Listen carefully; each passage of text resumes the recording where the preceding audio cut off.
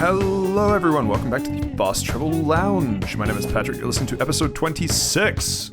I really wish there was a milestone that we could congratulate 26 on, but nothing really special happens. I am joined by Saif and Steve. Say hi everyone. Hey everyone, and also my birthday is on the 26th of August, so that's the 26th worth celebrating. Happy birthday, Saif. I'm also 26 years old, but you don't see me fucking, like, you know, like, who asked? Who asked, Saif? Who asked? You did.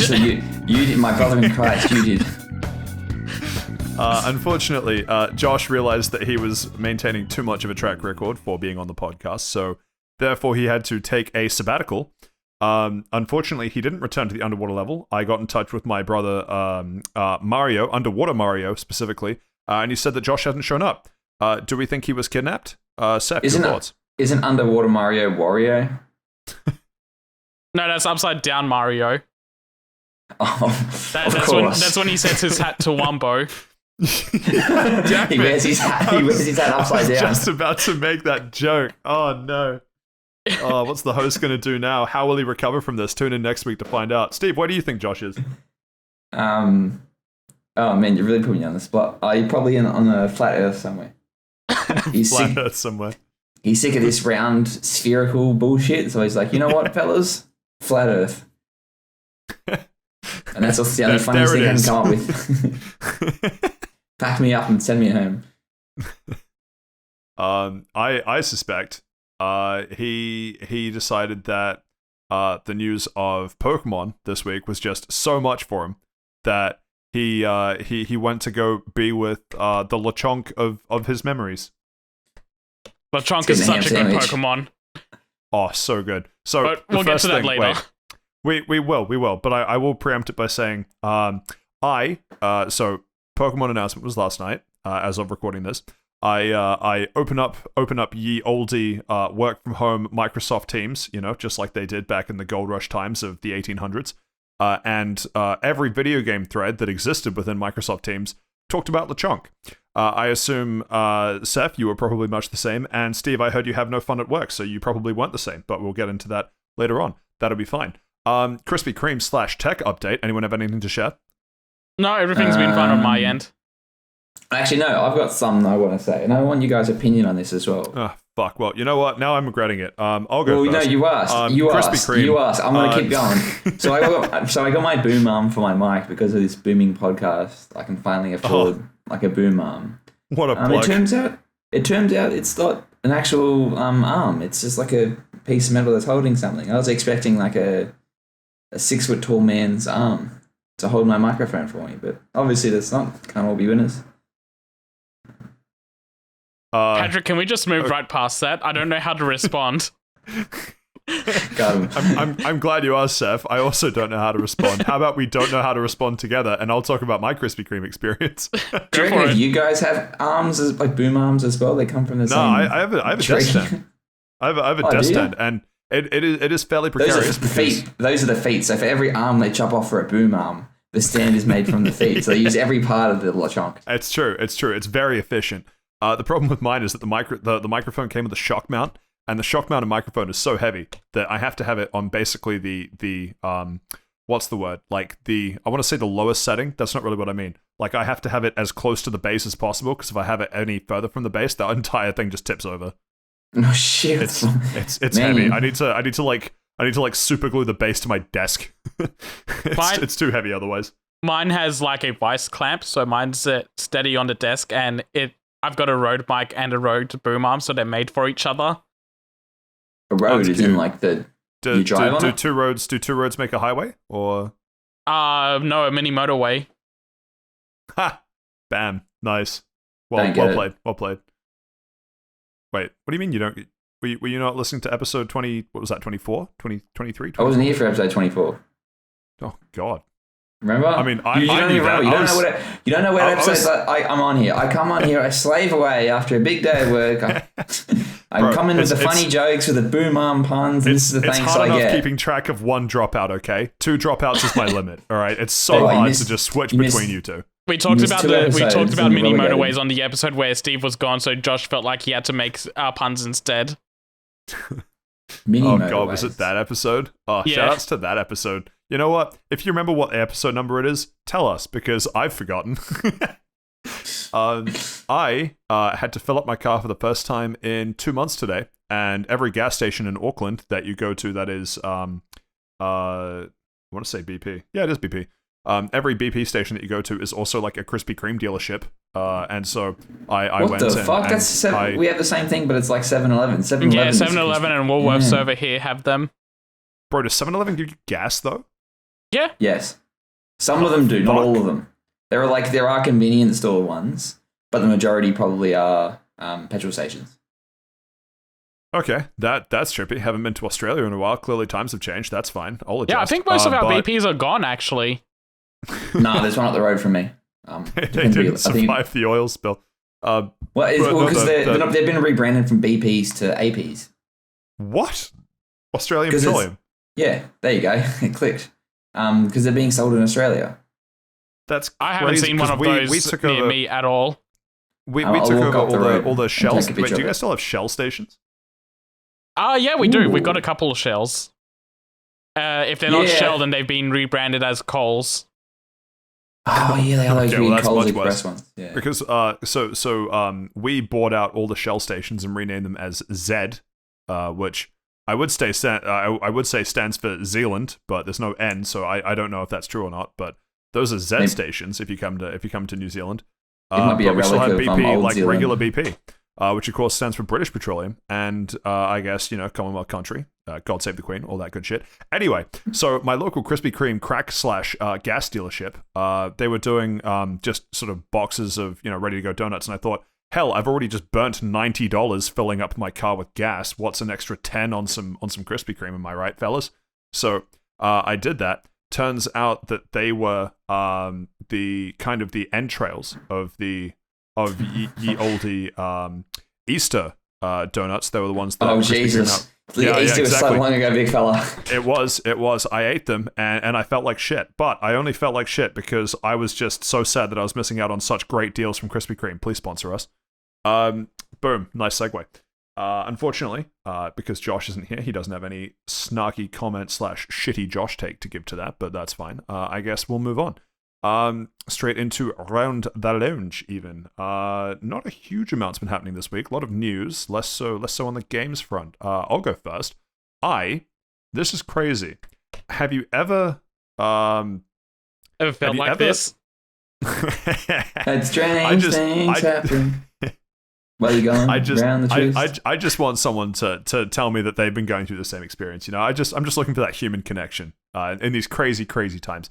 No, I got hit with a YouTube ad for a Steam game, and I went, huh, that's interesting. Just on the ad itself, looked it up on Steam, and every Steam review was like overwhelmingly positive. So I went, huh, for $5, this seems like a good time. Picked it up. It was, in fact, a good time.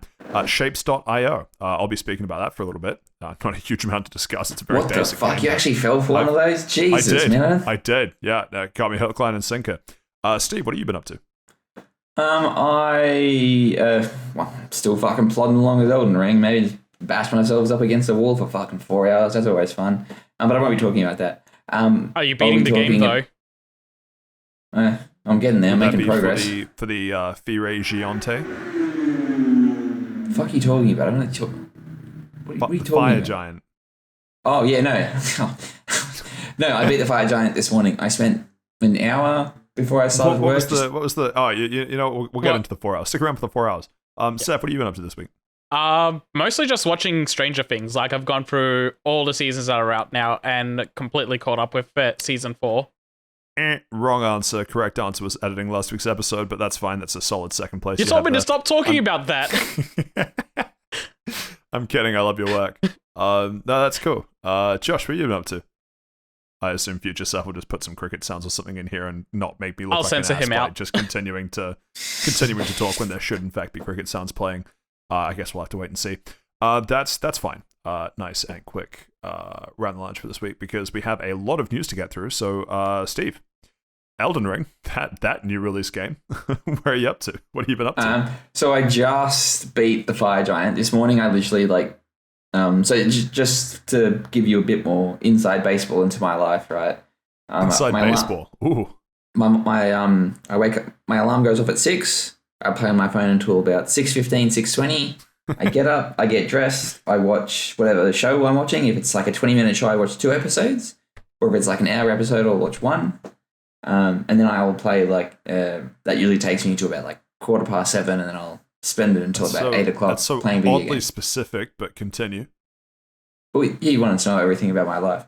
Well, I mean, I did. I don't know if everyone else wanted to. That was more of a, like, why haven't you sent me feet pics in 2 weeks type message, but that's fine. We can just feet. air it out Okay, here. I'm out of here. I can't be sharing a podcast with people who are into feet. Hey, sorry, I just have to I've got channel Josh while he's not here. You know what you feel? It's getting that fussy. God.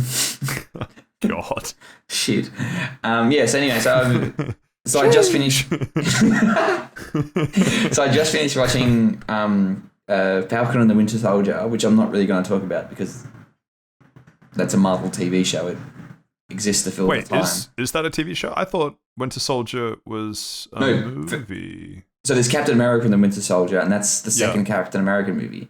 Yeah. But they've made like a spin-off TV show, Falcon and the Winter Soldier, and that sort of picks up after the events of like Steve, like the old Captain America, has like died, and like what happens like with Falcon and that Winter Soldier and etc. I'm not going to talk about that. It was okay, and let's just leave it at that. But anyway, so I finished watching that, and I had about like an hour before I would start work. So I was like, yeah, cool. Let's see. I'll just play a bit of Elden Ring. Yeah, as you do, really. And I kept throwing myself at that fire giant. I kept going. I kept dying. I kept going. I kept dying. And that repeated. And I'm like, you know what? One more try. I reckon I've got him. One more try. And I look at my phone, and it's like 7:58. I'm like, it's supposed to be online in 2 minutes. In the 5 steps it takes me to go from my lounge room to my study. I'm like, you know what? One more try. And then I did it. Hey, there Congratulations. Did you use a Mimic Tea? I did. What's your build? Mimic Tea. So at the moment, I'm going for a hybrid strength faith build. I'm using that Radovan star sword thing, like the dual blades type of thing. That is very cool. I'm sorry, you're using a boss weapon. You're not beating the game properly. Oh fuck! Here we go. I'm sorry, Steve. I hate to tell you this, but you threw off the Emperor's Groove and you're having fun wrong. So that ain't gonna fly. You need to start over. Go back to level 1. Only use the buckler shield's parry and a broken sword. Man, I'd go just insane. as God intended.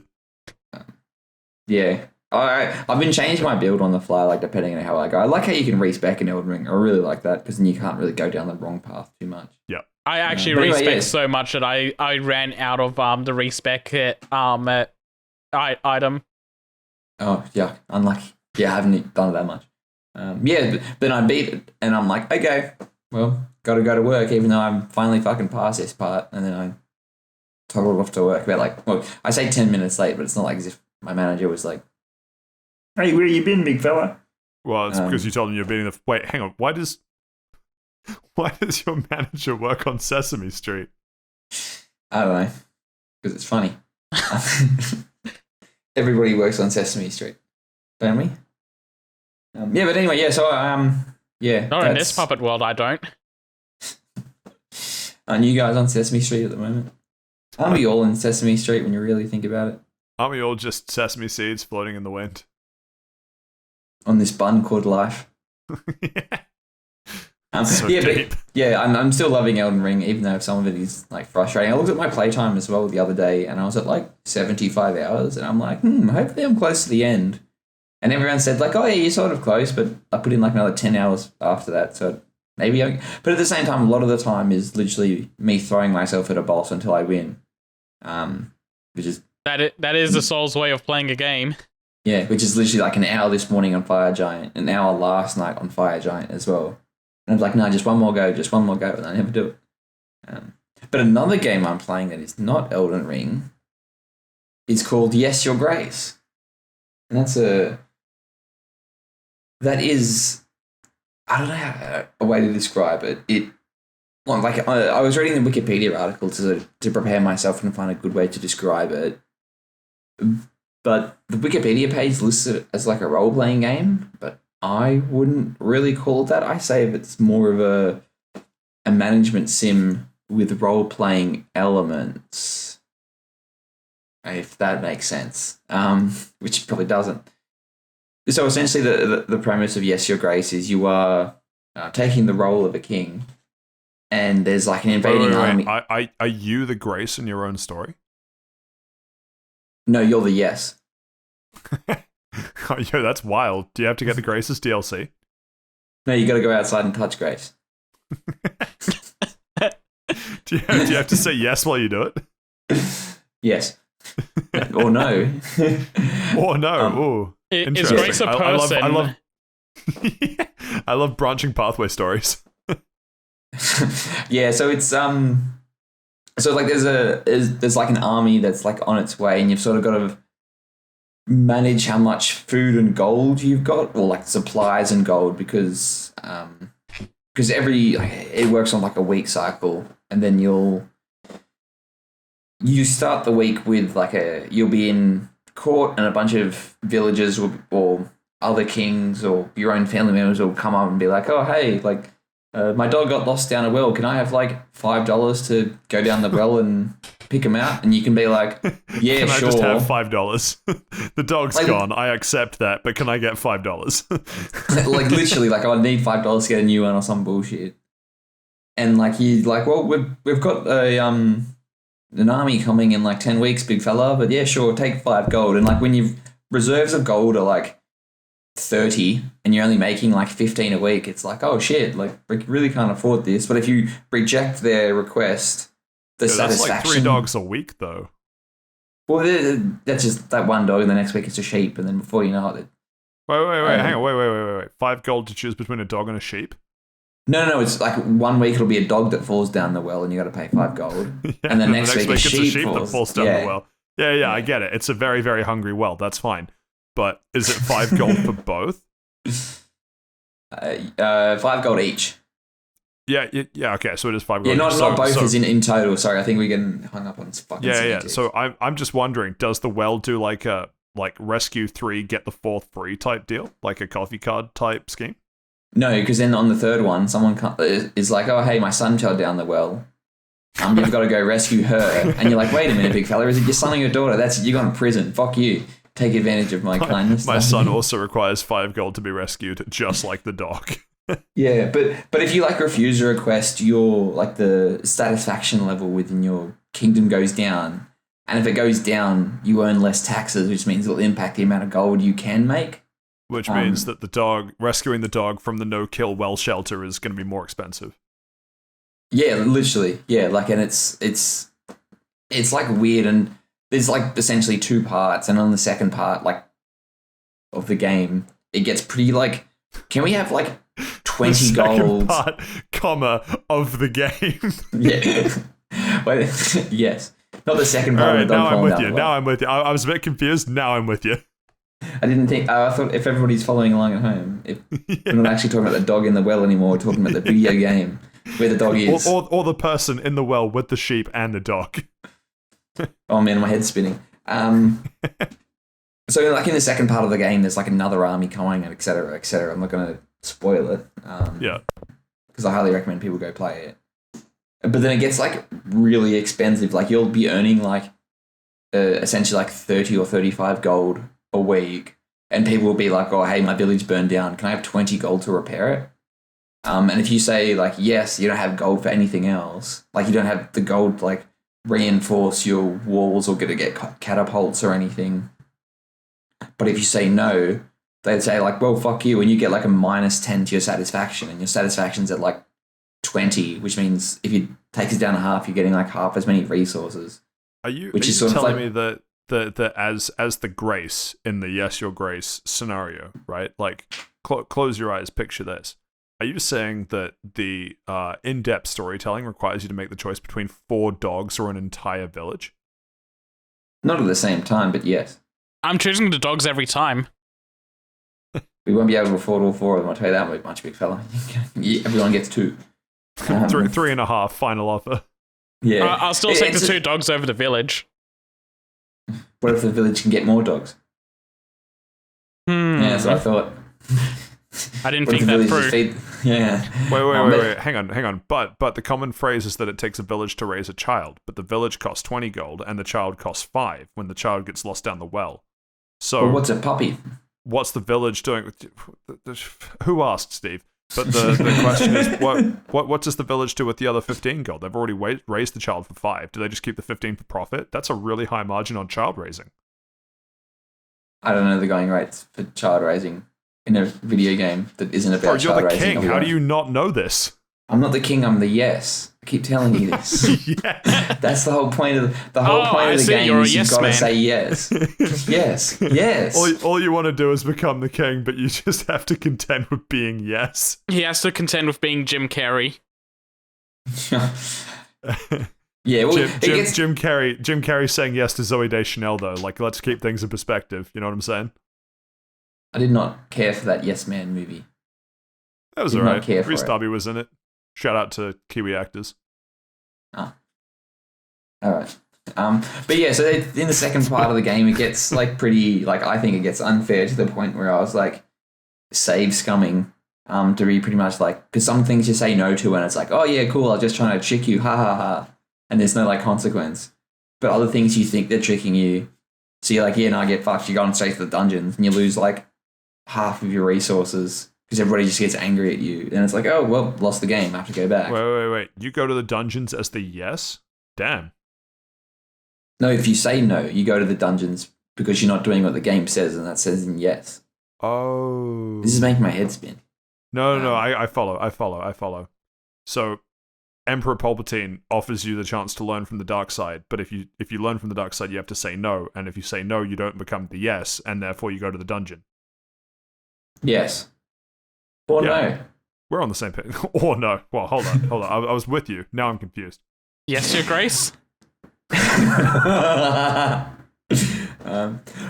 haven't really described how the game plays though. So like, what is it that you're actually doing? Is it like a text-based adventure? Like what is it that you're actually controlling? It is very much a text-based.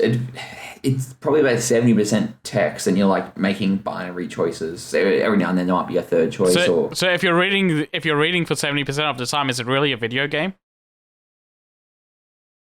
Well, you have to put the cassette in the player and press rewind to go back to the beginning of the game, don't you? Yeah, and you're holding a controller, and you have to make choices, so it's interactive, I guess. So a visual novel is also a video game, right? Since I can hold a controller and I have to press buttons to. Hang on, what was that? What did you call those? A visual novel video game. Is it a novel, eh? There you go. It's in the fucking title. but what were you calling Yes, Your Grace? Text based? What do you do with text? I would have called it like a. You fucking. What do you do with any video game? All video games are role playing games. You're playing the role of this yes. But anyway, I get the feeling. McConaughey winning the Oscar for being the ultimate yes. Owen Wilson being the ultimate wow. True. I get the feeling that like all we've done is just shitpost on this fucking game, which is it's not doing it any favors. Like I'm probably not explaining it very well because it's a very hard game to sort of capture.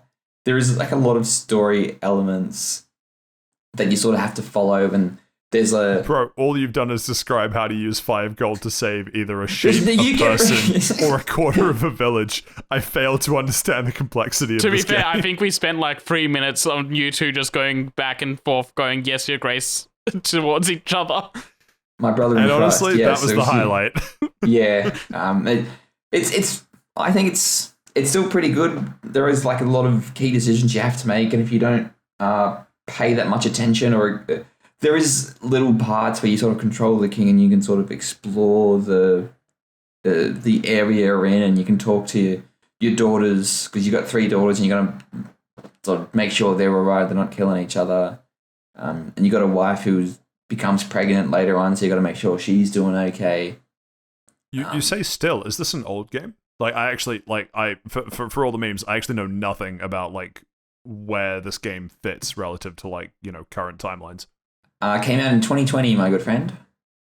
So what do you mean still? What is that? It's a 2-year-old game. What do you mean it still holds up? It's not in Game Pass anymore, so it doesn't exist anymore. it's lost the Game Pass buff for Steven, so now he has to compare it to other Grill games. Yeah, fair. Fuck off.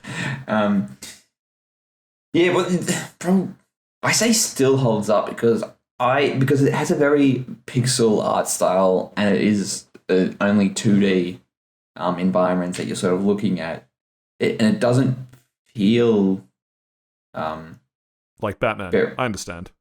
It does make you feel like Batman. I mean, it just doesn't feel like a modern day game. It does feel like one of those semi point and click adventures from like the late 90s, early 2000s. Yeah, I feel like if it only came out in 2020 though, that would probably be one of the selling points for it, because it probably would have marketed itself on like, hey, you remember like, you know, people playing those sorts of games? This is a game that's, you know, developed kind of in that style. You know what I mean? Yeah, like I've heard some people compare it to that Papers, Please game. I'm not sure if you fellas have played that. I haven't, but I want to. Yeah, I haven't played it. I've heard of it though. No, that is a very good game, and it is very close to what this is. And it just sort of sells itself on you need to manage your supplies and your gold very well, but those are the only two supplies, and there's some of the choices are unfair or you're not really sure how things are going to turn out. So then if you don't do the right choice, 4 weeks later, the consequence might happen and it really impacts you, so you really can't do anything and you have to sort of sit on your hands for another 3 weeks where you build up gold, but it's hard to sort of build those resources when you're saying no to everybody, all these people that keep asking you for shit, and that ruins your satisfaction score as the king, and then people stop paying taxes, and then you just sort of get the shit. It is. So have you like where are you at with Yes Your Grace? Have you like finished it? Or I finished it. Okay. No, I finished it. Yeah, it's pretty small, probably only about 6 hours. Is there much replayability? Because it sounds like you actually do have a decent level of like decision and choice making in this. There's probably like a lot of them are like inconsequential choices, as in you did the right thing, so you got like a better amount of gold as opposed to a less amount of gold. There are some like 3 or 4 key points where you could do something different. But you can sort of tell how that would work out. It's like either go to column A or you go to column B, and like there's an extra 1 or 2 people in the background. Honestly, I probably wouldn't play it again. Like I see no need to. I've played it, and once you get towards the end of it, you sort of figure out the best way to handle situations to essentially min-max, for lack of a better word. Like you know what to ignore, but you know what to sort of put all your resources in. But yeah, sort of to wrap up, I've sort of rambled on this game. I didn't really expect to talk about it for that long. Just got memed on the whole fucking time. God, Saif, like just, you know, the next time Steve wants to talk about a game, just like let him talk about it. You know what I mean? Yeah, I'm sorry. I should get better about interrupting people like that. Yes. Just Your Grace. just think about how annoying it is for you trying to talk about Final Fantasy 14 and just being unable to get more than 2 sentences out. Just think about Steve in this situation, right? No, I think Steve's okay in those situations because he gets a nap. Yeah, big sleep during the Final It's on Xbox, so he gets sleepy. True. But anyway, just to finish up. To wrap up, yeah. It's got like fucking pixel art style, which does it no favors. It dates it in a way that it probably doesn't need to. Yeah. I did sort of enjoy the narrative and the story going forward, but it is sort of held back by the management side of it, and the management is the majority of it. But if someone out there sort of might be interested to pick it up on sale, I probably realistically would, because it's pretty short, it's only 6 hours and there's very little replayability. I'd probably say less than like $10 if you can pick it up, and realistically it probably shouldn't be any more than that. What platforms? You said it wasn't on Game Pass anymore, but is it available on Steam or just Xbox? No, I believe it's on Steam as well. I think it's on everything because it came to the Switch as well. Because I see it go on sale at the Switch all the time, but I'm not sure it's on the PlayStation Store. It is $30 on Steam. Jesus Christ, do not fucking pay $30. I would pay no more than 10. I do understand it's like an indie studio type of thing, but it feels like it plays things. It wants you to play a certain way, and if you don't, you're sort of punished for it. But at the same time, you're punished in a way that stops you from progressing the story because you get like a game over screen and then you have to go back a couple of weeks to fix it. You died of dysentery, try again. Pretty much, yeah. But yeah, so all in all, I'll probably give it like a 5 out of 10. It was a meh. Like, I enjoyed my time, but towards the end of it, I'm like, okay, cool. Is this finishing up? Is this wrapping up? But yeah, that's it. That's all. Yes, Your Grace. Yes. Your Grace. For that, yeah, there we go. Thank you for that, Steve. Shapes.io, because I figured we might as well group the video games and then hit the old TV series. Shapes.io. I'm a simple man. I enjoyed playing games like Opus Magnum, where the entire game premise is efficiency. And here I was, just wanting to watch a standard YouTube video, and it hits me with a Steam ad. And the Steam ad, really simple, just has some pretty banging techno music, and shows some kind of automation-y Factorio type game. And I went, that's interesting. And then it showed all of the reviews that said it was really good, and I went, oh yeah, I'm sure every game's going to advertise themselves as being really good. So I looked it up on Steam, and Steam was like, yeah, no, the reviews are really good. So I paid all of somewhere between $5 and $10, and that's New Zealand dollary dues as well. So that's like super cheap. I don't know if you have super cheap auto in Australia, but I really wanted to say super cheap auto. That was super cheap auto levels in Australia. Everything auto and much more. Yeah, that's the one. So I picked it up. I got there's some sort of DLC thing with it as well, because it was just cheaper to get it in the bundle because, Steam. Don't think I've played the DLC yet. Maybe I have. I'm not sure. But it's interesting. It's I describe it as a super casual Factorio. So casual to the point where it's almost a little unnerving for me, because I came from a game like Opus Magnum, right, where the whole thing of the game, it's very kind of steampunky in art style, and you're trying to create elements, right? It's all sort of alchemy based, and that's cool. But you come up with these elaborate machines that do these big sort of alchemical reactions and things, and that's really cool. But the thing with it is that it almost always lets you kind of pause, tinker with stuff, tweak stuff, and then you hit play and you see it run itself out. And you can't pause Shapes.io. And that's not a problem, because there's no failure condition. There's no way for you to actually lose a level or to fail in any way. There are levels, and according to the achievements, they go up to 100, which I don't know if I'm going to reach, because I'm on level 17 or 18 now, and they just get higher and higher to achieve. And it's all about creating a particular thing out of shapes and colors. It's very, very simple, but it was unnerving for me to want to tweak a kind of factory piece, conveyor belt, shaper, maker, cutter, whatever segment, but not being able to pause the game, because I was so used to games where you pause it, tweak it, and then you hit start again, and then everything just kind of continues as normal. But here, everything is continuing the whole time. So whenever something isn't doing something, if it can do something, it'll do that until it can't. So you just have kind of this backlog of stuff that the machine wants to do. And for a while, it's just very anxiety-inducing, because you want to modify a factory and you can't pause, and so you just see this backlog of shapes piling up, thinking, oh no, I'm going to, activate some kind of game over screen, but you can't because of how casual it is. It's really interesting. So it's sort of like a cookie clicker type of thing. Can you sort of just let it run in the background and then come back later and it's like, oh, I've won? Towards or is it the higher levels? Yeah, that's definitely true towards the higher levels. I think early on I was a lot more engaged with it than I am. As I say, I'm only on level 17, 18 something now. The first 10 levels you get through pretty quickly, so it requires a lot of attention. But the last maybe 3 or 4, a lot of it has been kind of waiting for the materials that you're building to make it through to the collector, and the collector is where it keeps track of the materials that you're giving it, and then that's where, if you collect enough of a particular material, you get to level up.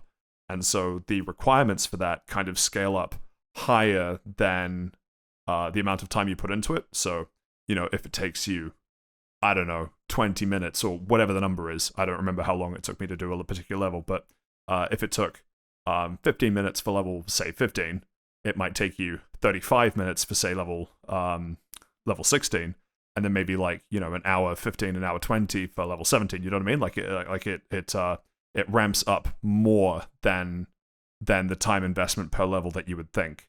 So I imagine okay. to get to levels 99 and 100, you're just leaving this thing running for like days. Yeah. But it is really fun. I've really enjoyed it. It's a really nice kind of have on the second screen type game, because the whole thing is actually fairly lightweight. It's only a couple hundred megabytes because it runs as it's basically a browser game, like a game that you'd play in Chrome, but in a standalone launcher, because it's an Electron app, which probably doesn't mean anything to anyone who isn't in tech, but it just means that it's a very simple game, and it just stays on, and you get to run it, and it's got a reasonably decent soundtrack. It does. Yeah, I'm watching the videos that Steam has of it on it, and fucking hell, it looks very. I could watch this all day. Yeah. Yeah, that's what I mean. It's very aesthetically pleasing. You know what I mean? Like the shapes are like nice and neat. It's got very soothing, almost like Windows Media Player. Oh, maybe that's probably a bad example, because this is more geometrically accurate. Like it's just squares and circles. Yeah. But it's $15 man. What the fuck, man? 15. I got it cheaper than that, I'm pretty sure. This is Australian dollar. Sucks to be you. Yeah. Might have been on sale when I got it. Might have been part of the Memorial Weekend or something. I'm not sure anymore. But yeah, I don't think I paid 15 for it. But honestly, even if I did pay 15 for it, I'm a sucker for efficiency-based casual games like this. So I would happily play 15. I think the average person probably wouldn't pay more than 10.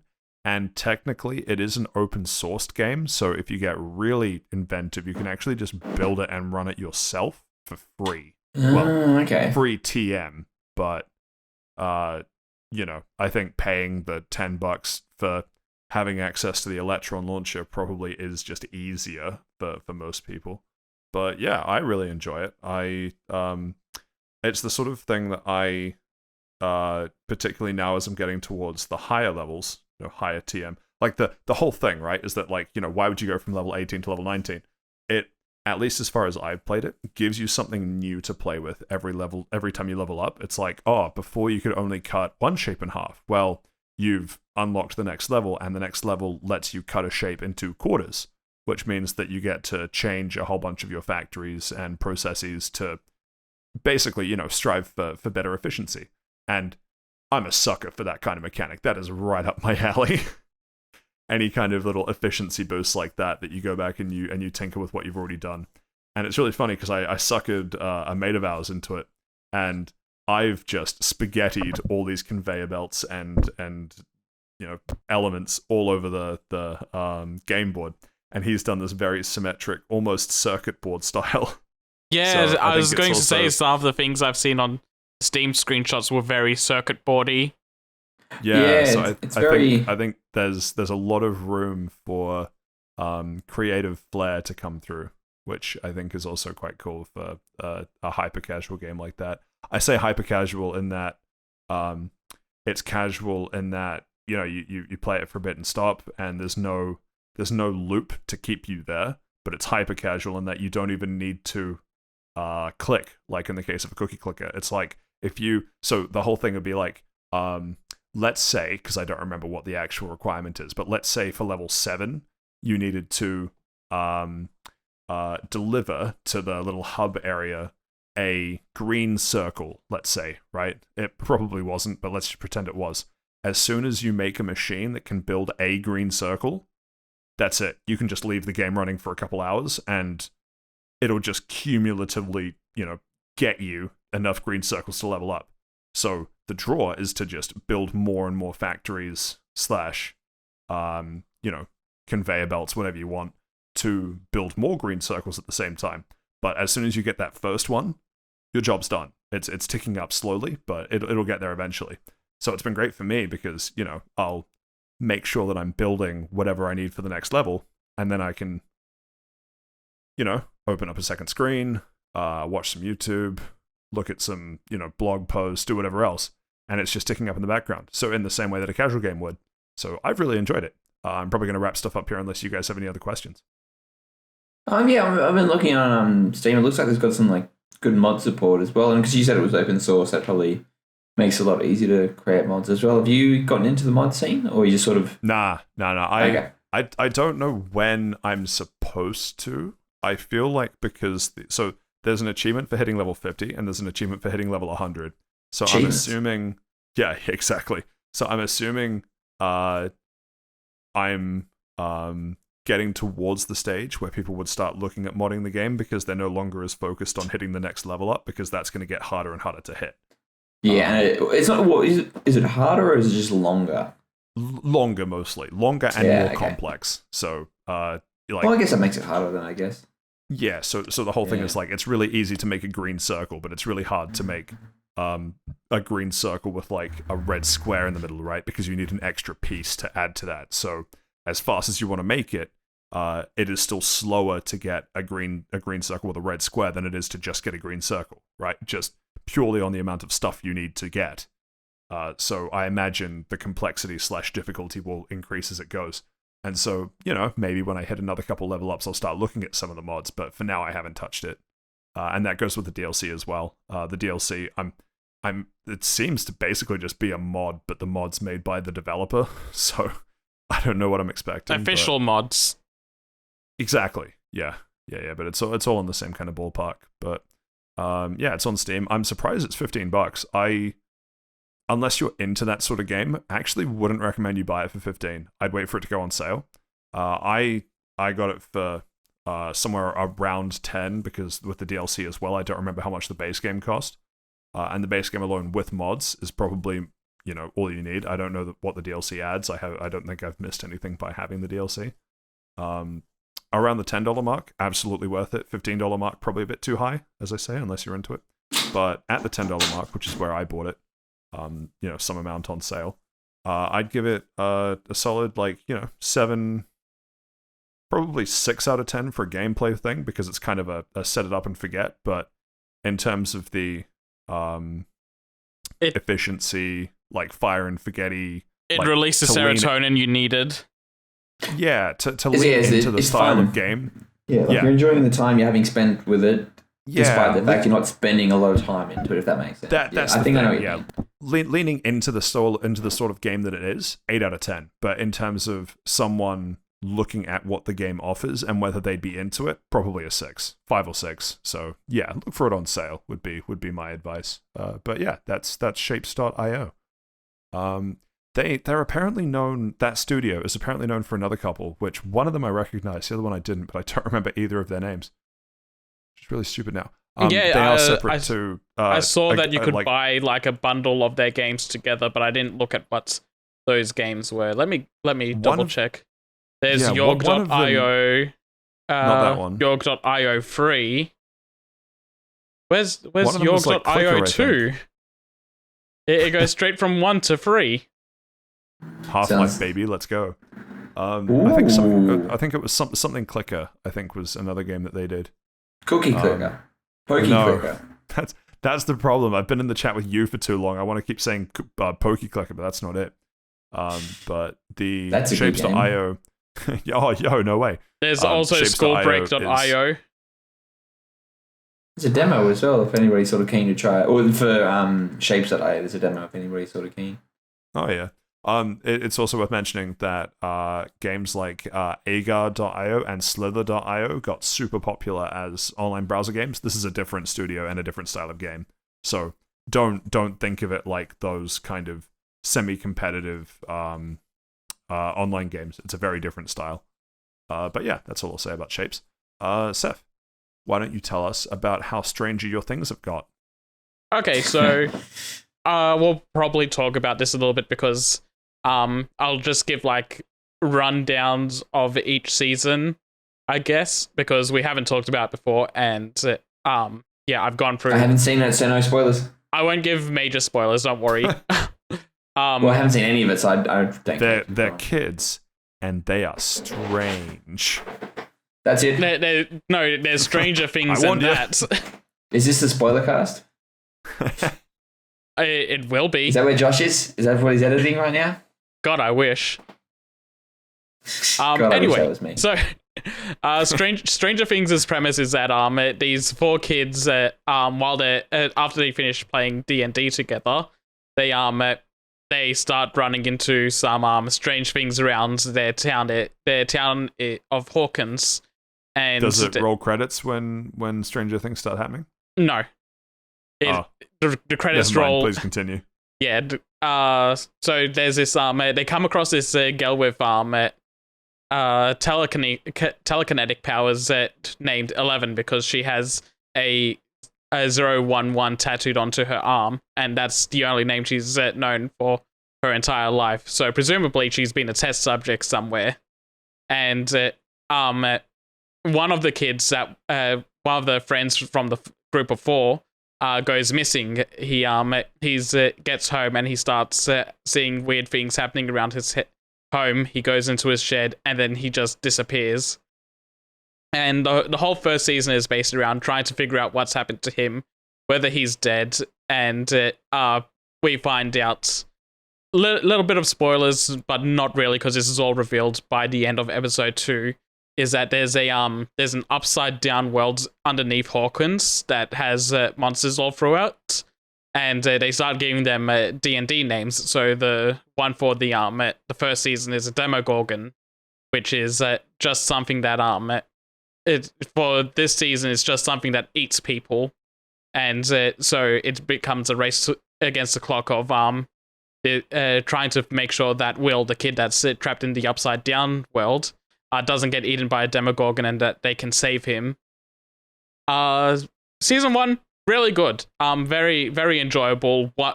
Probably one of the... Actually, no, I'll hold off on that. I think it's a very strong season. All of Stranger Things is really strong in general. This one, I'd probably give It's also... I was gonna say it's also based in the 80s. Yes, I forgot to mention that they're all based in the 80s. So yeah, they're all kids growing up in the 80s. Okay, good. Before social media, before phones, just enjoying the moment. Yeah, phones are around, but they're like landlines. Yeah, there's phones are around it, but there's landlines. They use walkie-talkies to try and talk to each other, but only 2 of them live close enough where it's like really a big thing for them. Where they can talk to each other on the walkie-talkies from their homes, but they use the walkie-talkies to stay in contact throughout, which is pretty good. Nice.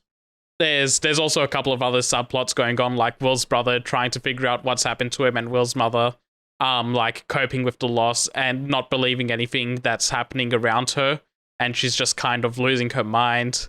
Hopper, the police chief, is on the track of everything, trying to figure out what's going on because wait, Hopper from Bug's Life? Unfortunately not. This guy's pretty big and pretty serious, and actually a kind of decent guy. Who's Hopper from Bug's Life? Is that the bad guy? Yeah, Hopper's the bad guy in Bug's Life. Okay. I think you'd know it would be like Auntie or something. Hopper seems like a praying mantis name. Well, because he's a grasshopper. Isn't the bad guy in Ant? Oh man, I haven't seen... No, I'm thinking of Ants.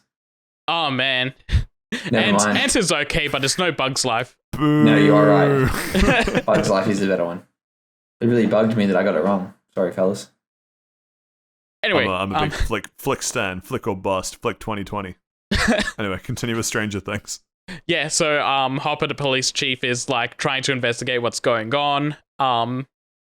And yeah, just things kind of escalate as the season goes on. And that season I enjoyed quite a bit. Probably a 9 out of 10 I want to give it, because I feel like it was pretty strong. Like everything was paced really well, and the soundtrack is fantastic. So because it's set in the 80s, they lean into synthwave music, and it just... thank God. Yeah, good. It's just the soundtrack from Drive. Now that's the soundtrack. It is a very good soundtrack. The theme song's really good as well, and I liked it a lot. Even the kid actors in that did really good. Like you see a lot of kid actors like struggle, but all the kids With the in 80s Stranger especially. Yeah, especially in the 80s, yes. But no, the actors in this were all fantastic. So props all around for that. Season 2 rolls around. Things are settling down after. All of them also are like a year apart. So season 2 is coming up to the 1-year anniversary of Will being trapped in the Upside Down. And a new monster is making its way through, which in this season is the Mind Flayer, and it's attached itself to a host, and it's trying to it's using an army of demon dogs that they end up calling Demodogs to combine Demogorgon with the dog. Are they from Dimsdale Demodogs? I'm not gonna lie, I did have that thought running across my mind multiple times throughout season 2.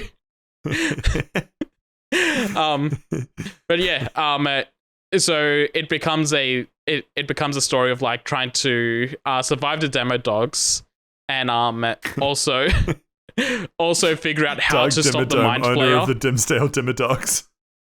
Also in this season, 11 disappears at the end of season 1. And a lot of this season is about the kids, one of the kids like grieving over her loss, even a year after. And it turns out that she's fine. She's just in hiding, and Hopper's been looking after her because he's been treating her as a daughter since in season 1, like one of his character motives is that his daughter died, and that's why he's very into trying to save Will and figure out what happened to him. And now one of his character motives is that a member of his family died tragically. So naturally, he's going to try and replace that by partially kidnapping a main character from season 1. Anyway. No, not kidnap. Try and save them. Wait, no, you're talking about 11, not Will. Never mind. No, no. 11 doesn't have anywhere else to go after the events of season 1, so he just kind of like adopts her. But it's not safe for her to be out there because the government will be after her. So he's just kind of keeping her safe until there's a chance for her to like live normally. But yeah, the main antagonist of this season and basically throughout the rest of Stranger Things is going to be this Mind Flayer creature that goes into a host and is using that host to like spy on Hawkins and send out the dogs everywhere to go and basically kill more people. It just kind of makes more of a hive mind for itself and is trying to wipe out life in the world. And hive mind, is it a bee? Not that type of hive. But yeah, the itchy hives like.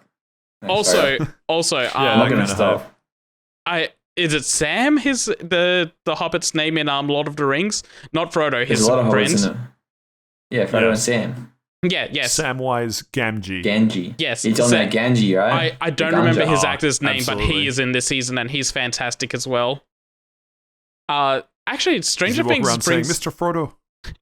Stranger Things brings out a lot of very good actors. Like one of the main actors that they bring out as like lead on the credits is Winona Ryder, who plays Will's mother, and she's fantastic throughout every season basically, and she's like main star credits. But yeah, the guy that plays Sam was fantastic throughout season 2, and probably one of the best characters in Stranger Things in general. He's just like a beacon of happiness and sunshine.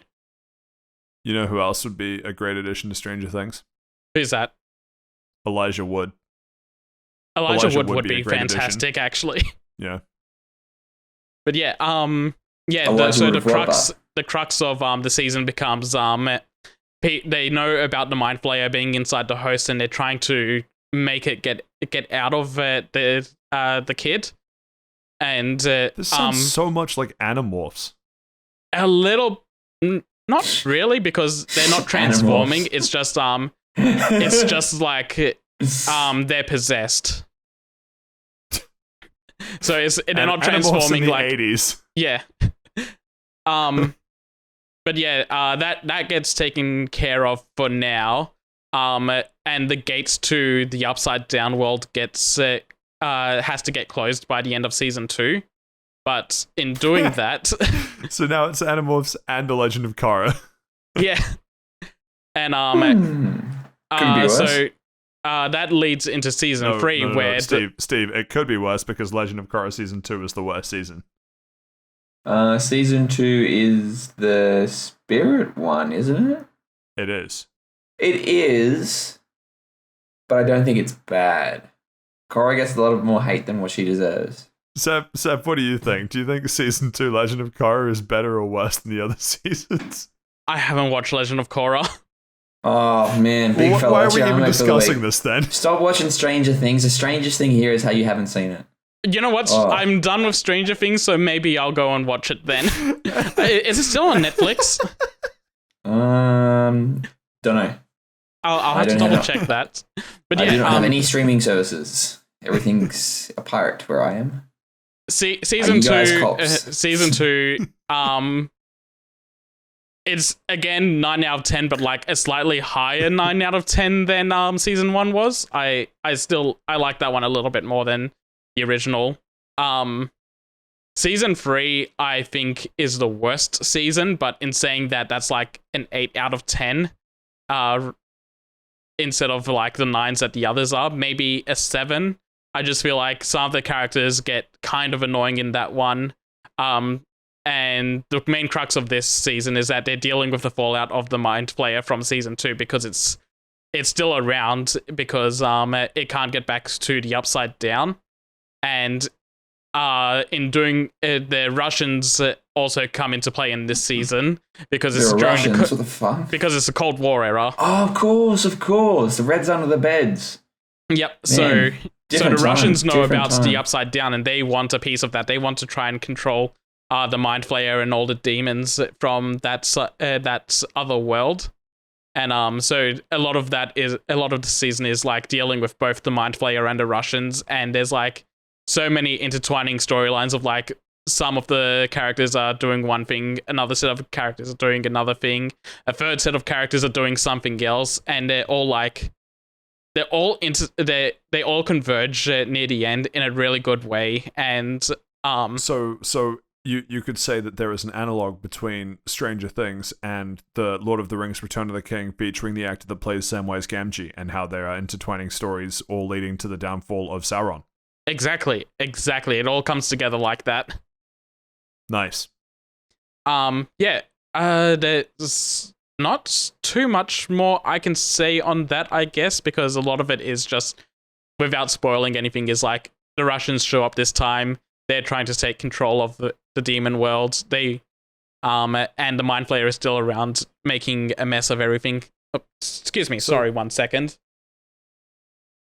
Oh, sorry, something was stuck in my throat. Oh. Yeah. I was going to ask, did shoot, now something's stuck in mind. Did Netflix do the binge approach? So I think I've seen the first episode of Stranger Things. It's on my list of things to watch. There's just always been stuff that I thought I would enjoy more for some reason, so I haven't seen it yet. But did Netflix, because I know season 4 just dropped, did they do that as a series drop, or are they doing that as a weekly episode release? They do it as a series drop, and I'm about to get into that with season 4.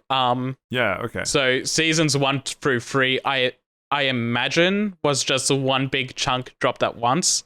And it's been 3 years since season 3. Season 4's out now. Just dropped. The reason I was watching all of Stranger Things was to watch from the beginning to catch up onto season 4 as like my first watch through of the series. And season 4's just dropped earlier this week, or like end of last week. End of last week, I think, yeah. Yeah, and this is a big season. There's 7 episodes, all of them close to, like, at minimum, an hour and 15 minutes. The last episode is around 2 hours long, and there's 3 more episodes they haven't released yet. They're releasing in July, I think, and all of those are slated to be, like, 2 to 3 hours long. Oh my god. Yeah, it's a big ask. Yeah, I'm not a fan. I heard Stranger Things 4 also broke was it 24-hour streaming record of once it dropped, it racked up a couple 100 million. I think it was like a week. Play hours. I think it was a week they were tracking, but it broke records. It broke records. Yeah, it broke quite a few records. It also made a song top charts again. Running Up That Mountain by Kate Bush. Yeah. That is a key song in this season, and because of But that, it's just a key song in general. Yeah, it's a fantastic song, like just in general. But it being included in Stranger Things season 4 boosted its popularity 9,909% on Spotify, and it's. You sure it just doesn't hit the hard cap? Like it just couldn't go up to 5. It needed 90 more percent to hit that hard cap. And it went on to iTunes #1, like pretty much That's instantly. awesome. People still use iTunes? Yeah, people still use iTunes. Interesting. People that use inferior cell phone technology do. But yeah, season 4 is very interesting in that I can see some complaints about it being too long and they could have trimmed the script here and there. But I was genuinely really into like the pacing of the show. Everything was like very deliberate. It's very slow paced. Taking its time to like go through the beats. Is season 4 the final season? I believe it's going to be the final season. Yes. Oh, good. I can finally binge it when it's all finished. Yeah. Yep. I recommend binging it now so that you can binge the last 3 episodes when they release and not feel the burnout of so many fucking hours for season 4. I'll just watch one episode a day. What are you talking about? Like a normal that being. that is a way to handle it. But then how are you going to play Elden Ring, big fella? Yeah. Laptop screen, Stranger Things, Elden Ring, other. I will do neither. Ask the fire giant if he wants to like join you for a watch party. I beat the fire giant. You don't even listen when I talk, man. I literally told you I spent so much time and I fucking beat it, and you're like, yeah, no, you can still talk to him. Big fella, he's gone. That animation fight. You'll find Melania, and then you'll have someone to watch it with. Oh, all the fucking memes. All the fucking memes. I can't wait to get my fucking ass handed to me. Fucking shit game. That's actually no. Hang on, I'm backtracking for a second. I don't mean to interrupt you, Saif. But I do. Do you really? No. Where are you up to? Where are you up to in Elden Ring, Steve? So that scene. Yeah, you finished it, Saif. And did you end up finishing Elden Ring, Pat? How'd you go? No, I still haven't yet. I'm that's up your to the homework. fire giant actually. Oh yeah, it's fucking hard. Yeah. Well, yeah. Well, you know what? It's really hard when he and I are just trying to watch Stranger Things together. You know what I mean? He's naturally hot. He can heat up the popcorn for you. I always get home from work and he's just like, "Hey babe, do you want to like watch Stranger Things?" And I'm like, "No, I'm too tired from work." And he just gets really upset and starts beating my ass. You should probably get domestic abuse charges put against him. Seriously though, if you're in that sort of relationship, seek help. There are many resources available better than fucking 3 dumbasses speaking on a podcast video. Anyway, back onto Elden Ring. Stranger Things. No, Elden Ring. That scene when you're going into the second phase of the fire giant and like he's just like standing and he's like leg snaps. Fuck that. Jesus. There's that, and there's also the first boss that chopping off his arm and grafting the dragon head onto it. Oh yeah, no, that's fucked as well. That's awesome. Yeah, it is cool. It is very cool, and they grow back. Right, that's the boom arm I've got. The dragon. He threw it away. He put a dragon out on his real one, and then I got the boom one. Okay, cool. I'm with you. Nice. Good. You finally finished that joke. I did. We've closed the loop. Pack her up, fellas. Man, wow, that was unscripted and everything. That's fucking clever. We did it, fellas. We did it, boys. Pack her up. This is the last one we I'm did going it, to do. Patrick. We solved the mystery. The fast travel lounge can now end. Fast travel boom arm. But yeah, sorry, back on the Stranger Things. So the Mind Flayer was mentioned and is still kind of like the overall antagonist of the series. But season 4 brings in a new antagonist called Vecna, the king of the undead. And I think that alone can kind of give implications of like what his deal is gonna be. What else can I say about it? there's more to do with the Russians. They did a teaser stinger with the Russians at the end of season 3 that continues into season 4, and there's like 4 plot lines going on at once, maybe 5 in this season, and they're all given like a lot of time to breathe, maybe too much time to breathe, seeing that every episode is over an hour long and they're juggling all of these at once. Season 4 also delves more into Eleven's past, so we're seeing like how and why she got these powers in the first place, and kind of like finally tying everything together about how she got her powers, how that ties into the upside down world, and where all these monsters are coming from. So they're doing a very good job of tying everything up with this season, and the way season 4 ends is it ends in a pretty big bombastic way to lead into the last 3 episodes. I'm probably going to give this one also a 9 out of 10. Probably for now I'd place it under season 1. Level of 9 out of 10, but they're all pretty close together. Right, I'll add it to that list. Interesting. Yeah. Highly recommend it because Stranger Things is a very, very good show. For that stuff. Yeah, interestingly, I figured, I got told about it back when I was going through uni, that I should go watch Stranger Things, and it only just occurred to me when you said that there was a 3-year gap between season 3 and season 4 that I went, yeah, that does track. Yeah, it has been ages since I've heard people talk about Stranger Things. The actors have visibly aged so much. I bet. One of the actors got his voice got a lot deeper between seasons as well. Oh no! Well, what do you expect though? That's what you get when you get like kid actors. Like yeah, it's like, it's just something they have to deal with. Like they didn't try to shy around it at all. They just like it happens. We have to deal with it. But these are the people that portray these characters, and They still stuck to the 1 year time skip between every season. Actually, I think season 4 might just be a couple months after season 3, which is weirder to think about. It's like how the internet was totally on board with Harrison Ford just playing himself as like a 70 to 80-year-old man in Solo. Yeah. And how much better that would have made the film. And the film was already pretty good, by all accounts. There was something else I was going to say on the back of that. Oh yeah, that time skip thing reminds me of. Sorry, thank you for that, Saif. Couple other random thoughts from me before we close up around the lounge. That actor age gap thing reminds me of. Did you know that they did 3 seasons of 13 Reasons Why? Yes, I did actually. They did 2. I didn't know there was a 3rd one. Yeah, so they already looked old in season 1, and by the end of it. It's just funny looking at, I think it's Clay, the main character for seasons 2 and 3, who is like, he looks like 25 and he's yelling at his parents. he's like, you know, I don't want to live in this house, whatever. And it's like, bro, you shouldn't be.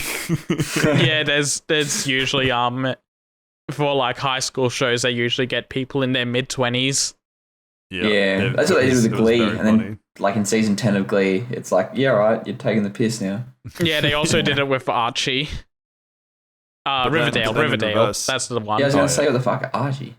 But then in reverse, you get why don't I remember her name? The one that was the remake of the Scarlet Letter. Emma Stone, where they get Emma Stone to play in Easy A, and everyone's like, yeah, she'd believably be like, maybe not a teenager, but like certainly nearer school age than a lot of other times they get people to play, you know, high school students. And I think she was like late 20s when she played that. Might be wrong, but that was just funny. Actually, it also talking about period pieces / you know, from the 80s stuff. Have you guys seen Frayed at all? I have not. I don't think I've even heard of it. I'm afraid not.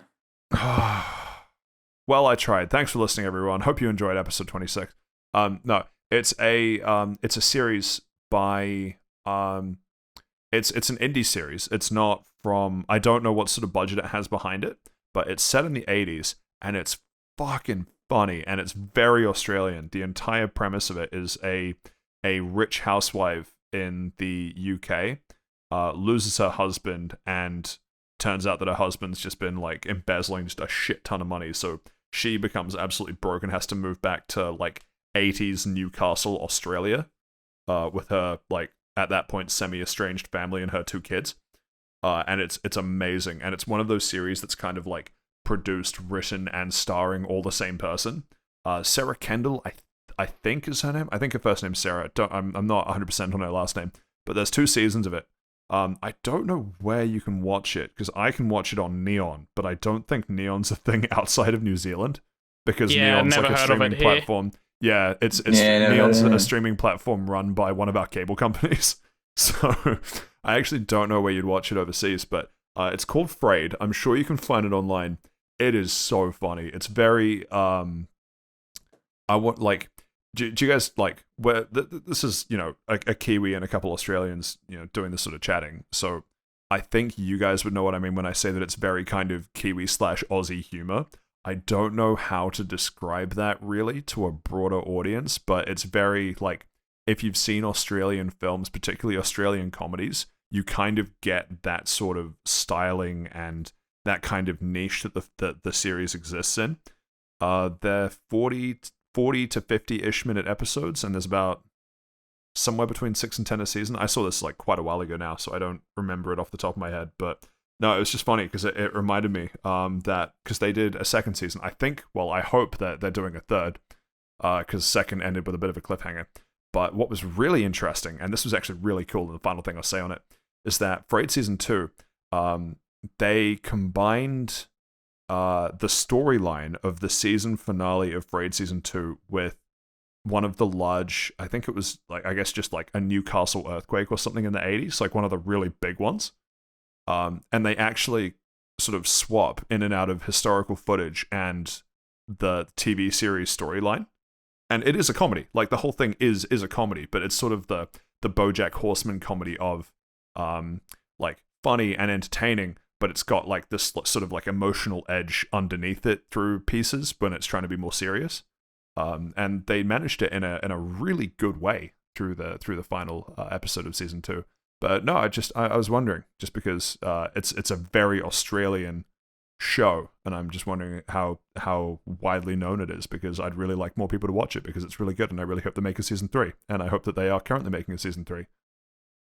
But has there been a 3-year gap between seasons like Stranger Things?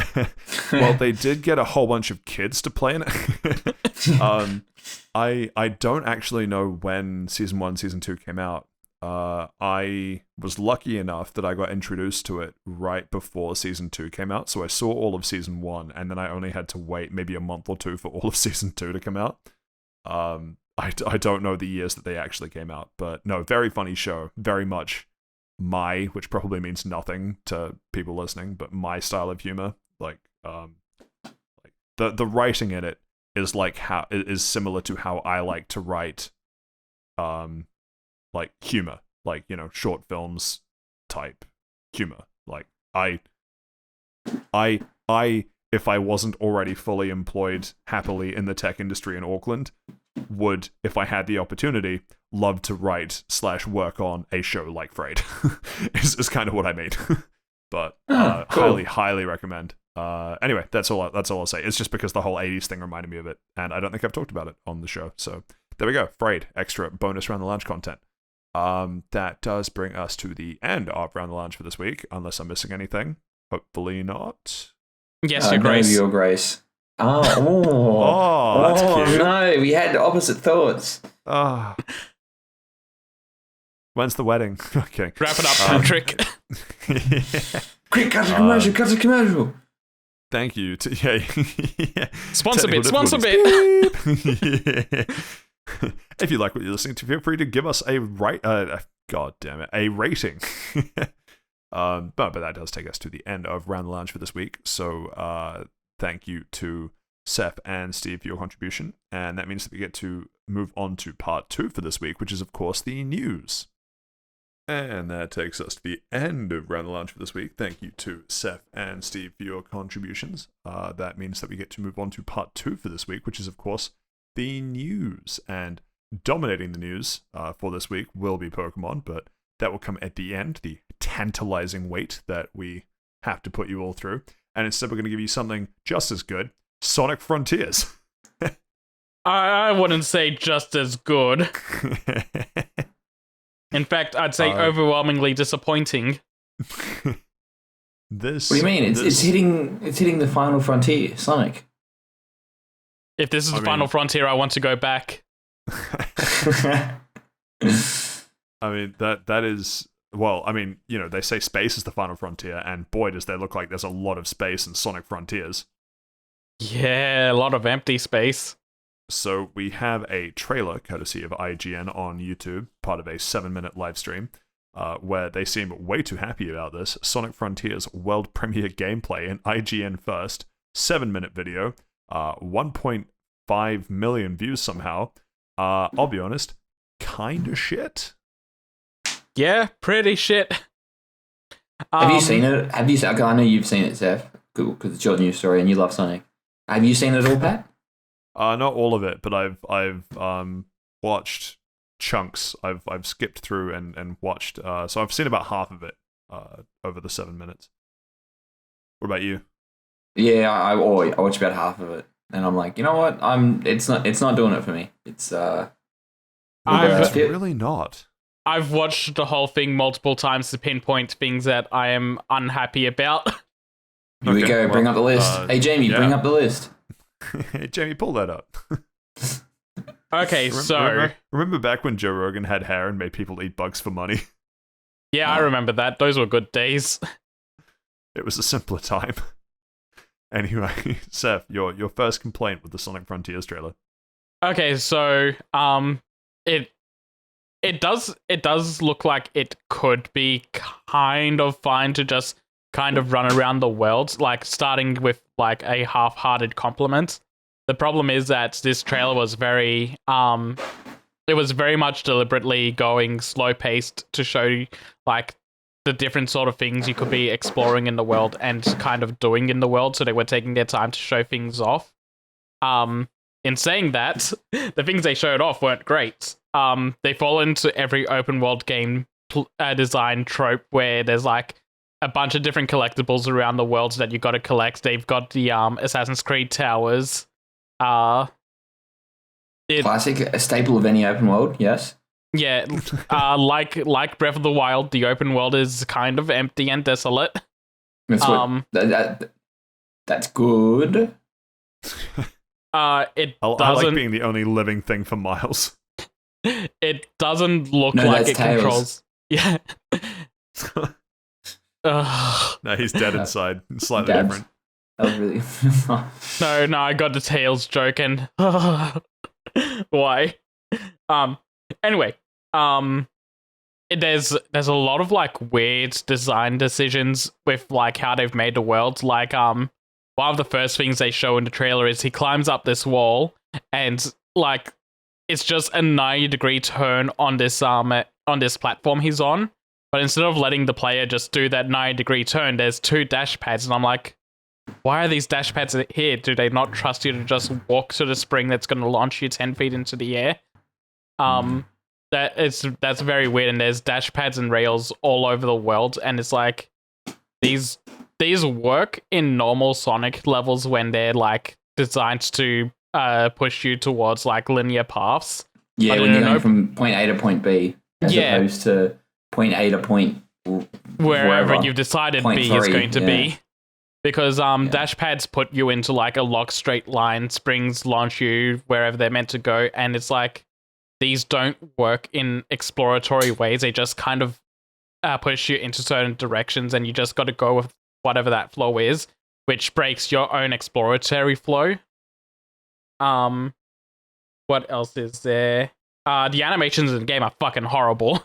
I don't know what they did. There's a bunch of animations just ripped from Generations and Colors and Forces, and they've ruined all of them. They've made them look extremely stiff. They don't transition into each other very well. It's horrid what they've done here. It looks like it's using Sonic Force's control scheme, which is also really bad because the booster games are fine for the games they're in, where it's all very linear and kind of like a racetrack sort of thing you're going through. But if you try to have any sense of controlling Sonic in like a 360 kind of motion, he's very stiff and rigid to control in those things, and that doesn't work. That means it's not going to work in an open world game. And the last thing I wanted to bring up was the puzzles that they have in this. They're Breath of the Wild style puzzles where how do I put this? They make you stop and kind of just have to go through a very slow puzzle sort of thing you're going to do. Like there's a 5x5 grid that you come across where to pass it you gotta like step onto each tile. You can't jump, and you've got to go along the correct path along the lit up panels. There's another one where you got to kind of just walk around a bunch of lit up torches, and there's a third one that I saw where you have to you just stop in your tracks and have to turn a statue 90 degrees, and all of them are just like really big pace breakers of what you kind of want in a Sonic game.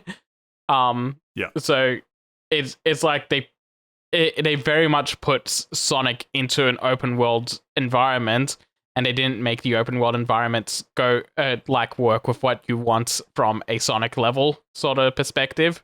And so it's like a weird clash of ideas, and it doesn't look good at all.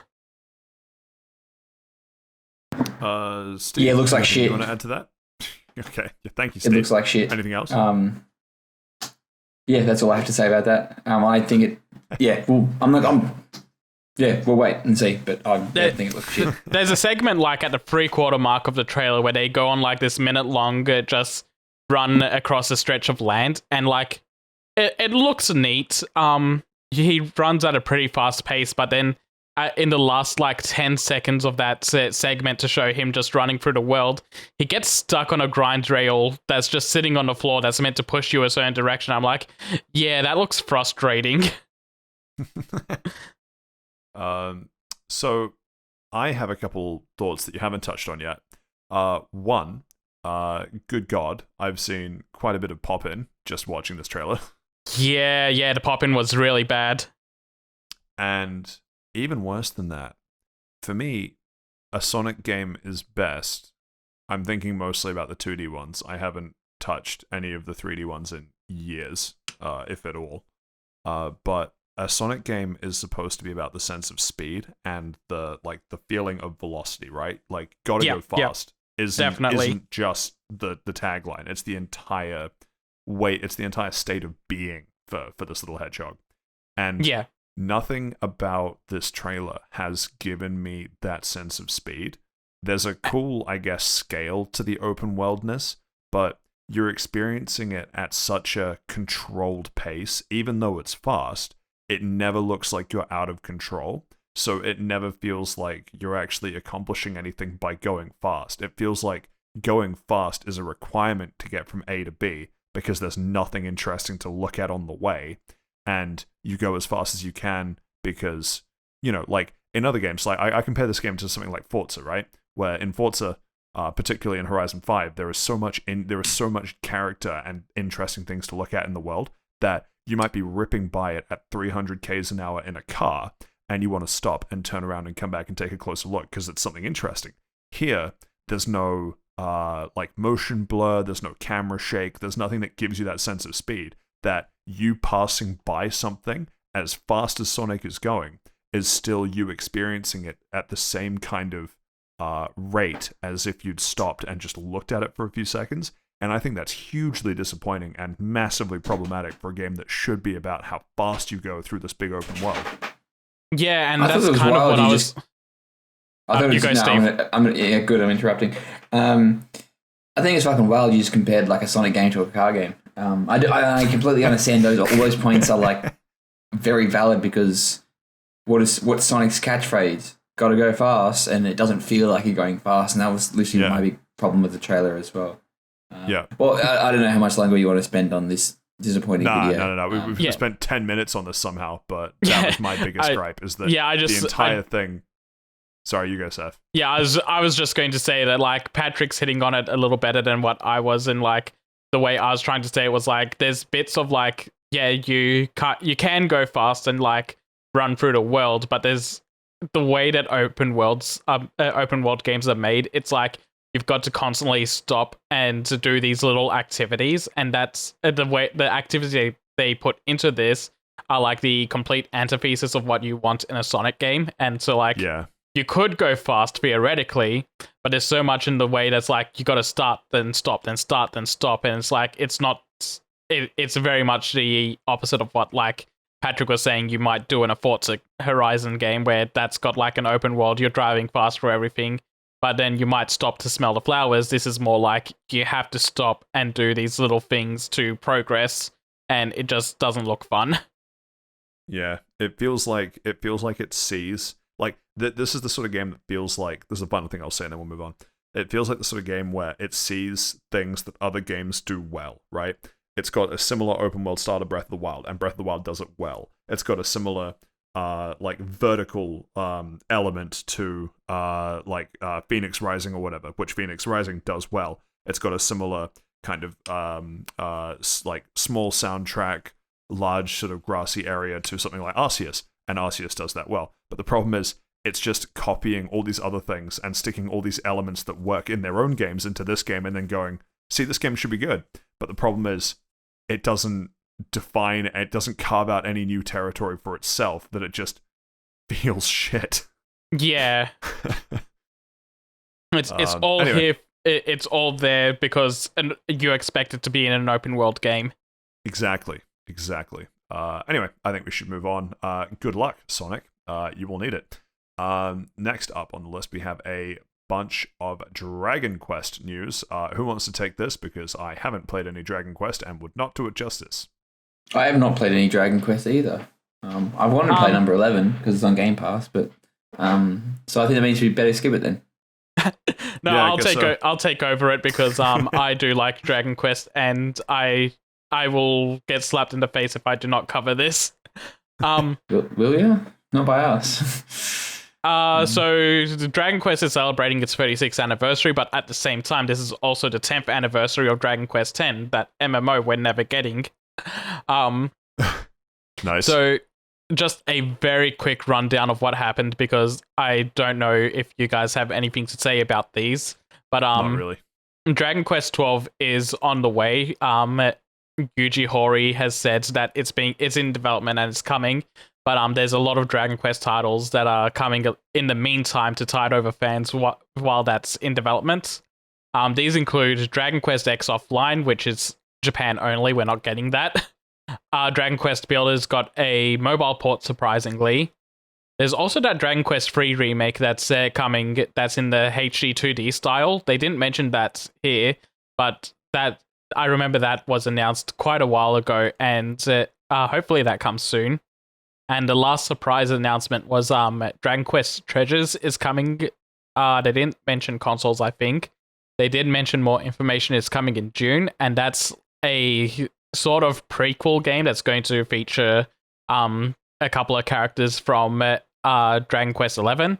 I'm sorry, my internet just came back up, so I'm actually going to go into the article now and get those characters. Oh god, I'm so sorry about this. It's oh god, you can fix this up in post, right? Yeah, true. But it's funnier if I don't. It's got Eric and his sister true. from Dragon Quest 11 are going to be the main characters as kids, and they're exploring new worlds. And I believe this game they're monster tamers. I'm not 100% sure, but when more information comes out, I will cover it. Wild. Any other Dragon Quest news? No, that seems to be it. Right, thank you for that. Dragon Quest Corner update, Seth. Hopefully you and the other based Dragon Quest enjoyers enjoy that news. I don't count myself among them. Among us. Among us. Since Steven interrupted you, Dragon Quest is great. Give it a try since it's on Game Pass. play Dragon Quest 11. It is. Dragon Quest 11 is on Game Pass. Thank you very much for the reminder. It is on my list. Like every other fucking thing on that godforsaken platform. I mean, just backing up a bit, the Among Us little like bop that comes up whenever someone makes an Among Us or Sus reference. What a bop. Anyway, next up on the list, we have an article from Gamatsu. JoJo's Bizarre Adventure All-Star Battle R launching September 2. This one will retail at $49.99, but you can get the Season Pass as part of the Digital Deluxe Edition, which is, the Season Pass plus a couple extra costumes for $69. Nice, $99. Tiny Tina's Wonderlands has already completely burned me from Season Pass and Digital Deluxe Editions, but I'm curious as to what you two think. Are you keen for this? I'm keen, but I'm a little annoyed that there's a Season Pass. Yeah, there we go. Yeah, figured. I'm very keen for the game. I played the original on the PS3, I think. I don't think it... PS3, PS4, I think, because there's this one, and then there was Eyes of Heaven that came out on the PS4, and that was another JoJo one. I didn't really like Eyes of Heaven. It was more arena fighter as opposed to 2D fighter. I'm very keen. I love the Bizarre Adventure multiverse, if you would. And it is a multiverse at this point. Yeah, they definitely fucking did that in part 7, didn't they? And technically part 6. Spoiler alert. But yeah, no, I'm keen. And now that part 8 has finished as well, at least the manga has, they might have a bit more representation from part 8, because I think it was just literally... Yeah, I think that might be what some of the Season Pass characters are, because they're adding a few new characters without that. But all of those are going to be the Eyes of Heaven characters by the looks of it. Yeah, it does. Like, yeah, there's Pet Shop and Dio from part 7. Like, it doesn't really seem like it's... But then at the same time, part 8 doesn't really have a lot of, like, fighter per se characters, I guess. But it would be interesting. Hello. Do I care? Oh, wow. Excellent timing. Josh, what are your thoughts on JoJo's Bizarre Adventure JoJo's Bizarre Adventure All-Star Battle R launching September 2nd? What are your thoughts on the Season Pass specifically, where that, as part of the Digital Deluxe Edition, retailing for $69, nice $99, gets you the Season Pass with some playable characters and some costumes? Steve was just telling us that he's not really sure if he's worth it, and Saif doesn't really like the idea of the Season Pass being in it at all, but I'm more curious as to what your thoughts are. So this is the first I've heard about this, obviously jumping in being late, but that sounds sick. I reckon that's worth it. Yeah, it's just I'm not big on the Season Pass because this is a re-release of an older game, and now they're doing additional DLC after the facts. Oh, okay. I'm a fan of the game. I'm not a fan of that. That's how it's dodge. Yeah, gotta make your money somehow. I probably should point out for everyone listening, Josh actually just joined. I haven't been quiet for the last 2 hours. Nothing to say. Fuck, have you been muted? Oh, fuck. Oh no! All those times that you guys were not responding to me. That was not on purpose. You were recording that entire time though, right? Yeah, I can fix it in post. Bro.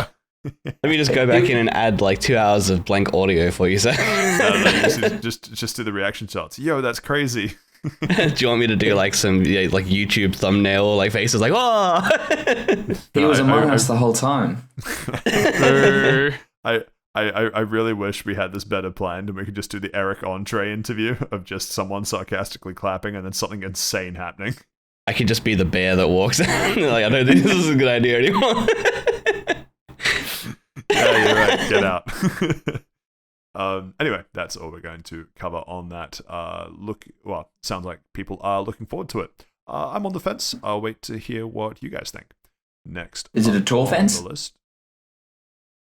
It's the fence of your dreams, Steve. Whatever. If you dream it, you and Bob can build it. The white picket fence, the American dream.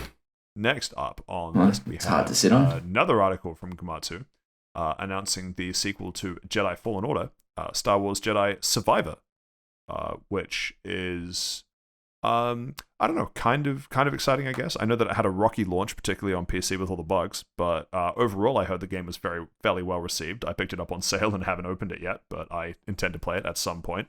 I actually didn't run into many problems with it on the PC version. It was all the console versions that were a little buggy and not performing well. A little buggy, you mean completely unplayable?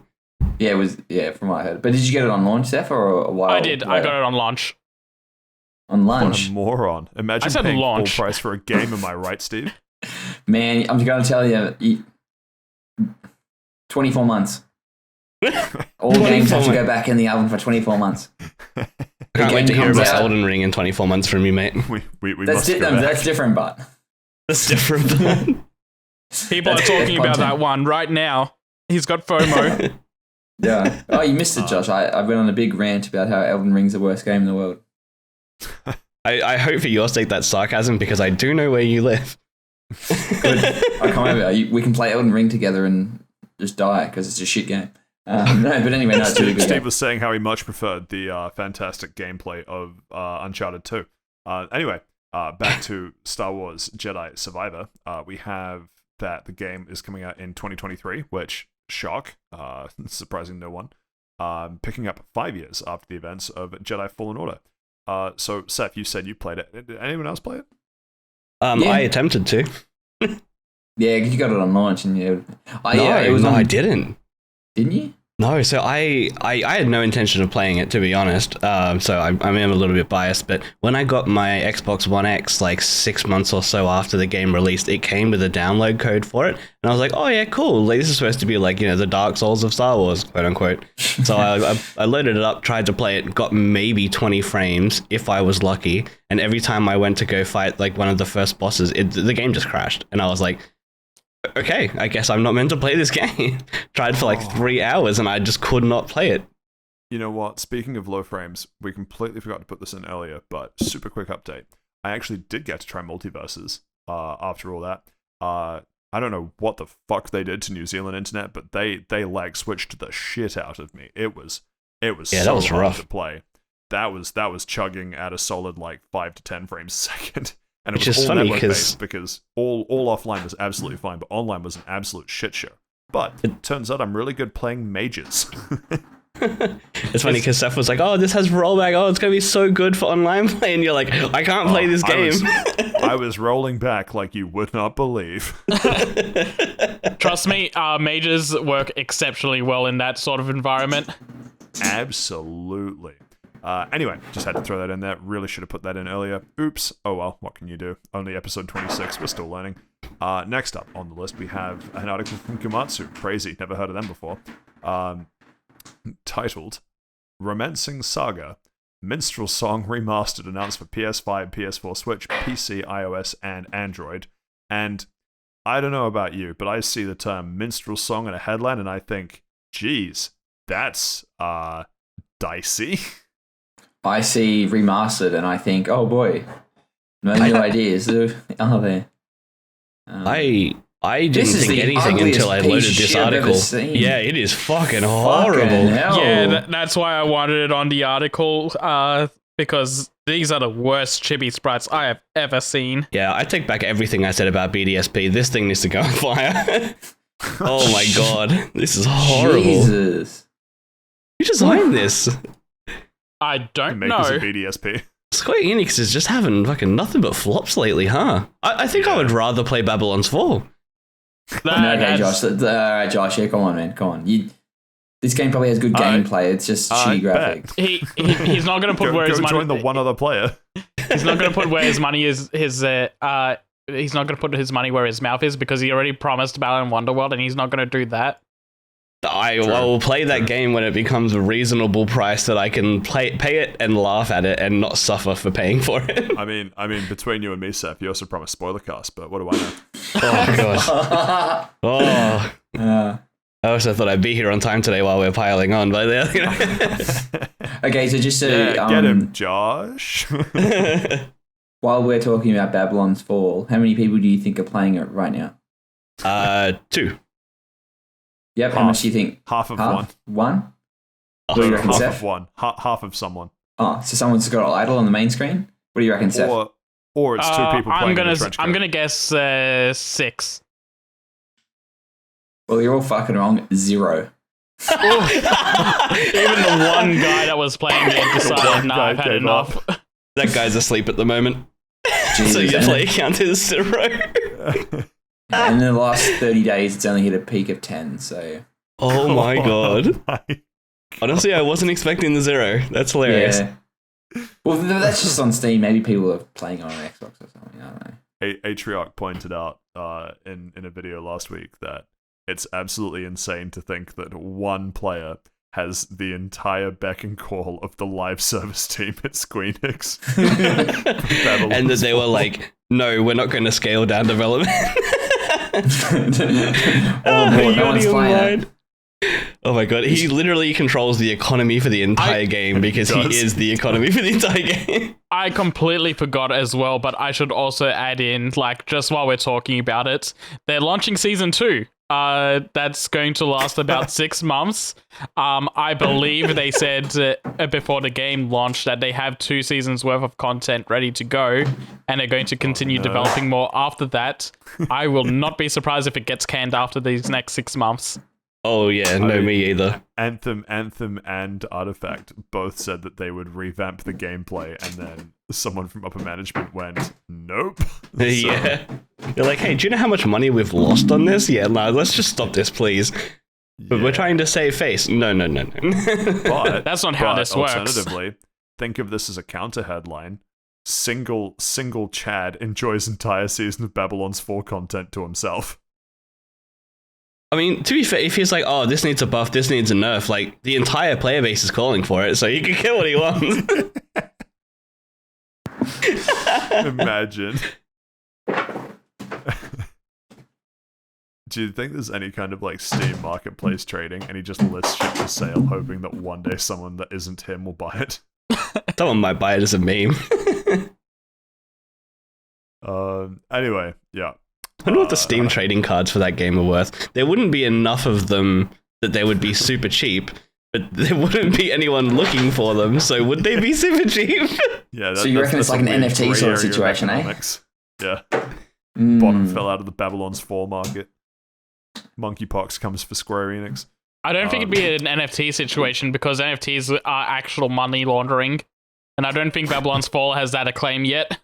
I don't think Babylon's 4 has any money to launder. I'd be so curious as to whether people are, like, pretending to run a Babylon's Fall Twitch stream just so that they can stream pirated movies and all the other shit that they did with Artifact. Morbius. That'd be so good. Artifact stuff is People hilarious. are actually streaming Morbius. There's no joke with that. They're just streaming Morbius 24/7. Got a mob somehow. Morbius sweet, baby. God, You know what they say, it's Morbin time. Apparently, it's actually being memed into making a sequel now. I'm telling you, it's a false flag operation from Sony. Do you think Jared Leto has to cry himself to sleep every day on set? I fucking hope so. What a horrible man that dude is. He made okay music, though. He had like 2 good songs, maybe. I realized we've gone wildly off topic from the article we were discussing, and then I remembered that the article has the word minstrel song remastered in it, and I went, yeah, that's we've gone full circle. It was also horribly, disgustingly ugly. In brighter news, Destroy All Humans 2 is getting a launch date of August 30. This, of course, they call it Reprobed. I played Destroy All Humans 2. I don't remember it having a tagline on the sequel. This is just for the remaster. No, this is just for the it's remaster. just for the remaster. Yeah, okay. They did the same thing with Destroy Humans 1. I can't remember what the word was, but it was something weird. But also, Did we play the remaster I also of want to number point out that the main character's name is Crypto, and that is an unfortunate name in this year. Gotta go mining. Is anyone going to play this? No. Maybe. No. Do not kid yourself, Saif. You will not be playing it. No. Okay, remember Steven told I've- me no. I have like very strong memories as a kid as playing the first Destroy All Humans and going, wow, this is awesome, this is so much fun. And I played the remaster because it was on Game Pass at some point, like a year ago or something. Yeah. I'm not sure if No, it still is. It still is. It's Still still is? on Game Pass. Yeah, that game does not hold up. It'd be great if I was still 8. Yeah, that's kind of where I'm at. Like, I remember enough of Destroy All Humans 2 to know that I don't need to play the remaster. Yeah. Yeah, really kind of just digging in the nostalgia barrel for that one. Maybe when it's on Yeah. Humble Bundle I'd with kinda other liked better it 'cause games. That was so Destroy All Humans 2 for me. I don't actually remember the years that these came out, but that was a similar time to when I played Mercenaries 2 World in Flames. And I remember having much more fun in Mercenaries 2, and that was very kind of Just Cause-y before Just Cause-y, where, fully destructible environments and stuff. So, if anything, it just reminds me how much I want to play Mercenaries 2 again, rather than destroy all humans. But Probably for the best. anyway, that's where we're going to leave that one. Next up on the list, an article from PC Gamer. What's that? Not Gamatsu. You're right. That Microsoft Because we're is gamers. releasing a dongle for game streaming, which I can only assume they're calling either like Chromecast or like Gamecast or It'll be Gamecast. Steam Link. If it's not, if it's Xbox Link, Xbox Cast, X-Link, it'll be something really cool that obviously I can't think of. X-Link. I believe they're calling Starlink. it oh fuck, what was it? Game Boy Link cable? Shit, I've completely blown the joke. But what It was called the Game Boy Link cable. It was okay. I thought it had a better name. I was just thinking. I'm pretty sure it was just the link cable. You're asking a lot for Nintendo. Naming is not their strong suit. Look at the Wii U. I was going to say the Wii U as well. Look at the Nintendo DS. What could you have named that thing? It had double screens. Bro, What are we I doing didn't realize there, as a Pete? kid for the longest time that stood for dual screen. And then You could got have the called it a 3DS and Nintendo that- Flip. all I'm saying, everybody gangster until they drop the announcement of the Nintendo Switch coming later this year / next year. The new Heard it here Nintendo first. Switch U. Switch. Game of Christmas is around the corner, fellas. True. Anyway, are people keen for a Microsoft dongle? I think I'd like- if we had better internet, yes.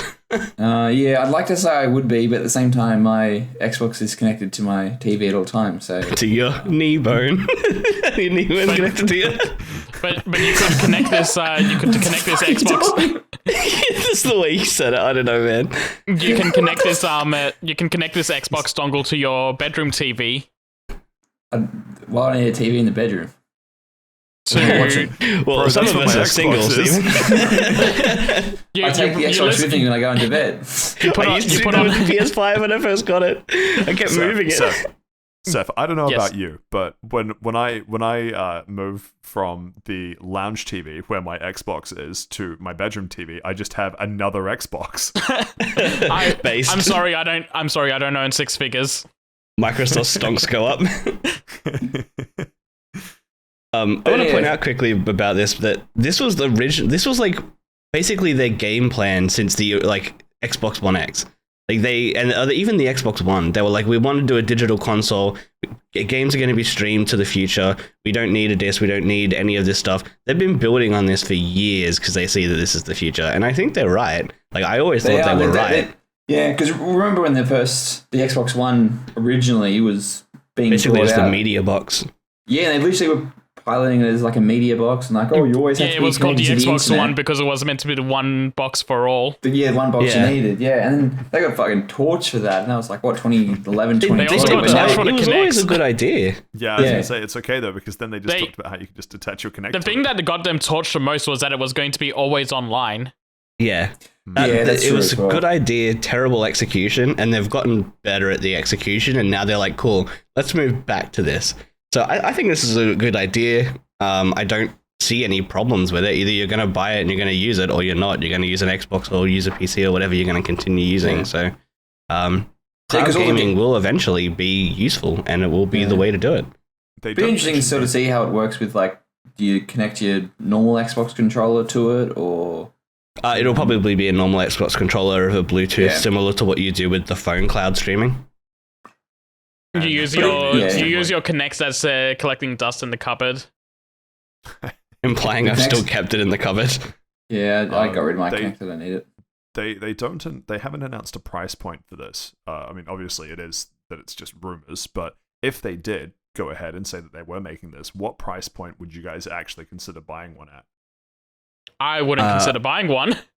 I think realistically it'll release at about $99 US, and I Yeah, think and it'll would be you pay about for that? 150 here. I would, yeah.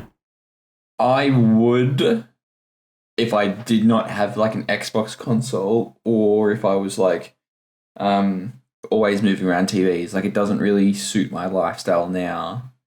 But at the same time, like if I had a lifestyle and I was jetting around all over the You place, had a being an lifestyle. important businessman. Or why not just buy multiple TVs? Well, you don't need more than one TV. Not in my household. So think about it. You could either buy one Xbox dongle, or you could buy just multiple 40-inch TVs. What are you talking I know about? which Where's the one dongle I'd going to rather plug do. into? Where's the dongle going to plug into if you don't have a TV? No, multiple. You obviously have at least one. Come on, Steve. Go. Oh, sorry. I know what you mean now. Sorry, I got. Anyway, yeah. I thought I don't think I wouldn't pay for it at the moment, but. Fair enough. But yeah, maybe. Speaking of things that Xbox has pride in, they revealed this year's Pride controller. Wait, did they? Yeah, it was literally this morning. It's the most ugliest piece of shit I've ever seen. I was going to say, big fan of the movement, not a fan of the controller. Oh, no. They clearly didn't have any gay people working on this because their style's all off. Oh my gosh, what have they done? Even me as a straight heteronormative man, it's the ugliest thing I've ever fucking seen. I don't know who they had working on it, but...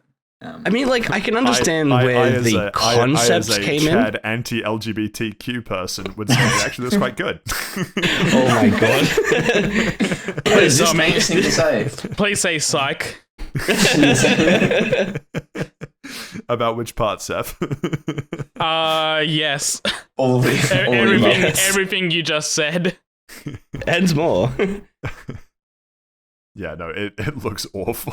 I understand the concept for it. It's just, honestly, the biggest problem is that the design goes straight into the joysticks and everything. If they had like a black ring around all the buttons and everything to distinguish them a bit more, I think it would look a little bit better. But it's still bad. I just think everything is all over the place. Like all the different flags are being stretched out, and they're just all over the place, and some are bending in weird ways, and it's not a great design. Graphic design is this person's passion. Oh god. They had such a good opportunity to turn the X, Y, A, B buttons, whatever block you want to give to those buttons. I actually have no idea what people call those buttons on any of the controllers. I think it's A, B, X, Y is what people usually just go as. They're face buttons. Face buttons, yeah. Face buttons. Yeah. Thank you. They the face buttons are such distinctive colors on the Xbox controller anyway, like even more so than PlayStation, I would argue. PlayStation got rid of the colors for the PS5 one. Which is like a big, it's a big sticking point fans aren't happy with as well. That's my point though. And so someone looks at this and goes, I'm going to design the Pride controller, and they look at what's already 4 colors on the controller and went, fuck that. What do you mean? The 4 colors are still exactly the same as they were. No, they are, but I'm saying like they don't have to be though. Like they could be something else. No, I'm saying keep the colors the same, but make the controller design use those colors. Well, the reason they didn't use those colors is that every single one of those stripes on there is a different flag of representation. So like the stripe down the middle there is a trans flag, there's the rainbow LGBTIQ flag, there's the bisexual flag, there's all sorts of different flags in there. Each one of those stripes is a different one. So that's why you have those colors. I just think that design in particular is chaotic. I get that, Josh. I'm like, sure. All I'm saying is you have 4 colors of the Pride flag ready to go on your face buttons, and your graphic designer went, but what if we just vomited rainbows all over it instead? All right, I get you. Oh, you integrated a bit better. Use the actual rainbow flag around those face buttons or something. Aesthetically pleasing, yeah. Fuck. It's right there. It doesn't even go around the entire controller. It just sort of stops at the top. It looks like because down the bottom it's it does, doesn't it? It looks like it only goes literally just on the top. I wonder if it goes around the triggers at least. I doubt it. If I know my Xbox. Anyway, yeah. It's and you got stocks in them, so you should know them well. Yeah. Before we move on, would you rather own this controller or use play the game with all those ugly chippies minstrel song? What? What chippies? What? Chibbies. Sell both by Krispy Kreme. Easy. I cut my hands off. All right, that's the based answer. I see Steve doesn't want to touch anything LGBTQ approved. Oh, don't be like that. Come on, big fella. He'd much rather grab a manly dongle. Oh my god. All right. What's next on the agenda, big fella? I'm embarrassed by this conversation for us. next up on the list, we have an article from Gamatsu again. Shout out to Gamatsu. That Shinji Hashimoto, the Square Enix producer, retires. I can't imagine why, after all of the great success that we've talked about from Square Enix in the past few episodes. Shinji Hashimoto is actually responsible for a lot of great things at Square Enix. So, like, he's been producing on Final Fantasy and Kingdom Hearts forever. He's basically the reason why Kingdom Hearts exists in the first place, because I believe he was the one that was in the elevator ride with the Disney exec that got the concept running. And yeah, he's just overseen. It's true. I was the elevator. And yeah, he's just overseen those two franchises for such a long time, and quality of recent Final Fantasies aside, that's what I was about to say. No, he's been kind of like the public face of these franchises for a very long time, and it is kind of sad seeing him go. Yeah, but he's earned his rest. You sound like he's dead. Retirement might as well be death. Oh, okay. Finally, he can die. You're really speaking to the right-wing Australian politics. Yes. Obviously, we like to meme on Square Enix, but yeah, no, people that have been around, particularly the same company for ages, which he has, having joined in 1994 as of the article. Yep, he's been there for 28 years. Crazy. A long time. And yet, not a single scandal, like every other Western company. So at least he's doing something, right? True. Probably doesn't have Twitter. He's got the golden he announced his retirement on Twitter. Oh. Terrible. Get cancelled. Anyway. Well, he's cancelling himself. Gotta do it before someone else gets you. Yeah, that's the one. Is this just the Is this the Elon Musk take of it? You either cancel yourself now or live long enough to see yourself get cancelled by other people. Finally, before the long-awaited Pokemon chat, one more article for this week, courtesy of PressStart.com. June PlayStation Plus games have been confirmed, and top of the list, Nickelodeon All-Star Brawl. Let's go, baby. Smash Bros. Back. Literally to have a 999% fucking uptake in new players. Can you imagine? Their servers are going to fail. I wonder if this includes the DLC. No, it doesn't. I'm so excited. Free giveaways don't include DLC. I'm so excited for the devs to be able to play against people that aren't other devs.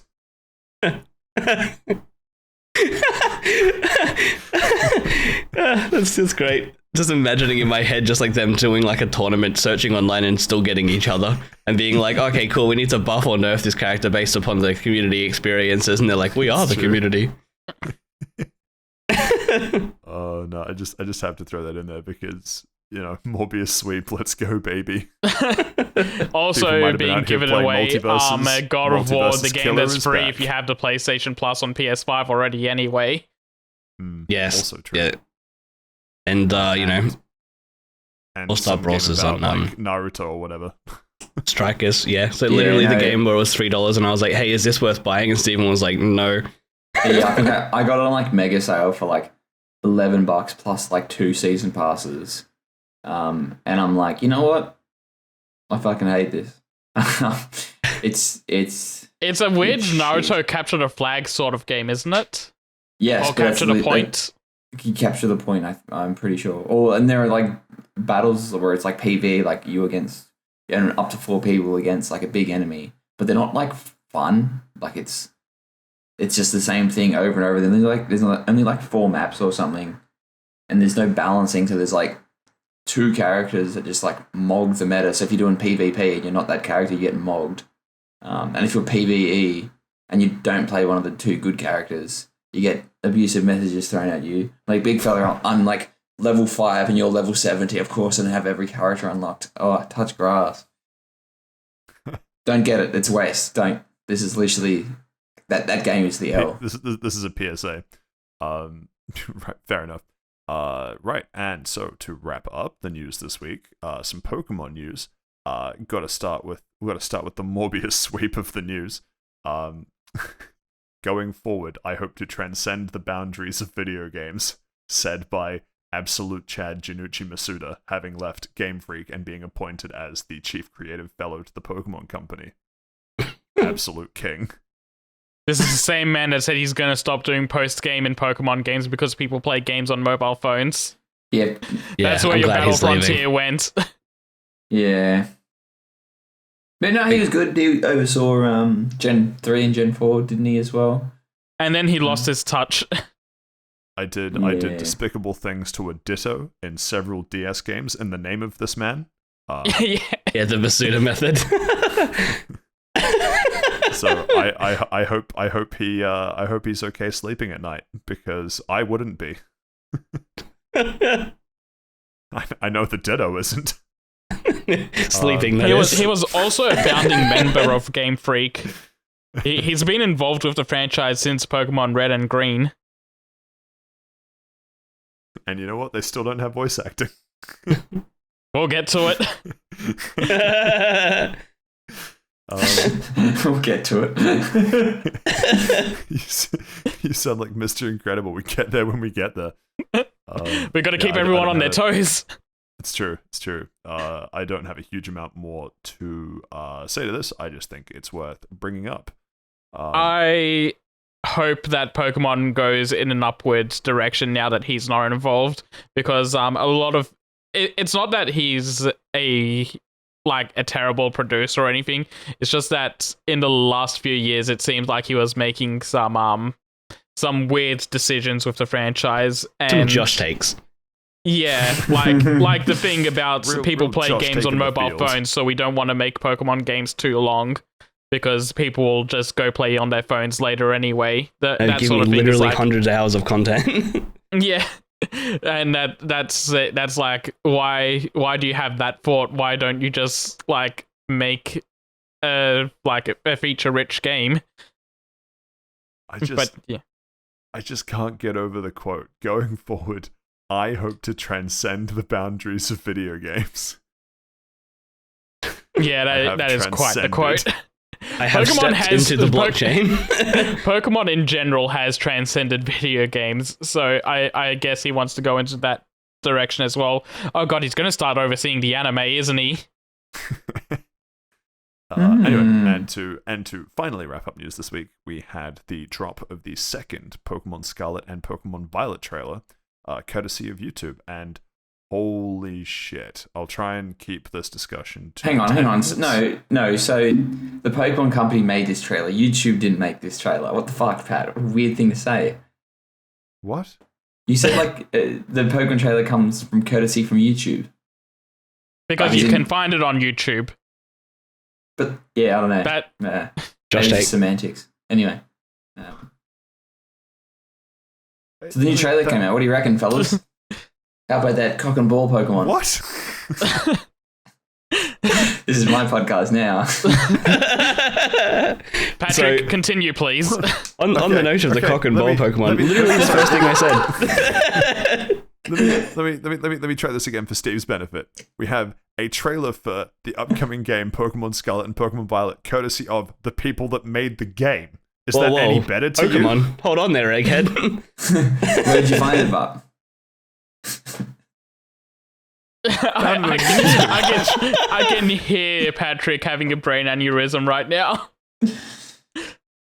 Okay, continue. Look, his heart's back up to a normal rate. Look, Steve, I was silent when you talked about how all you wanted to do was settle your differences with the fire giant, and I stayed silent when I made you talk about it twice, alright? But this is where I draw the line. You brought it up the second time, my brother in Christ. You brought it up the second time. You brought it up the first time as well, I think. I was silent, you weren't. Anyway, in this trailer, we got quite a lot of information. I think we should start with the most pressing information. Lechonk, what are people's thoughts? Based Pokemon, I love it so much. Absolutely. Triple S score. Literally perfect. Cannot It's a improve. fucking pig. What the fuck are we doing, fellas? It's probably got shit stats. Seth was in the video call with me, and my housemate also heard me literally just screaming, it's named LeChonk. It's LeChonk. Like, look at this boy. Like, I was just losing my mind. 10 out of 10. Oh, it's so good. Literally could not give higher praise. No, definitely not. I for one, look forward to fighting Spanish youngster Joey and his Ultra Instinct Chonk. I just hope it's not the Rattata of this gen, but also I kind of hope it That's is. the thing. Yeah, It well, is. What else is it going to be? Like, it so clearly is that youngster Joey's going to have like a team with one like really strong one, and it's going to be Ultra Instinct Chonk.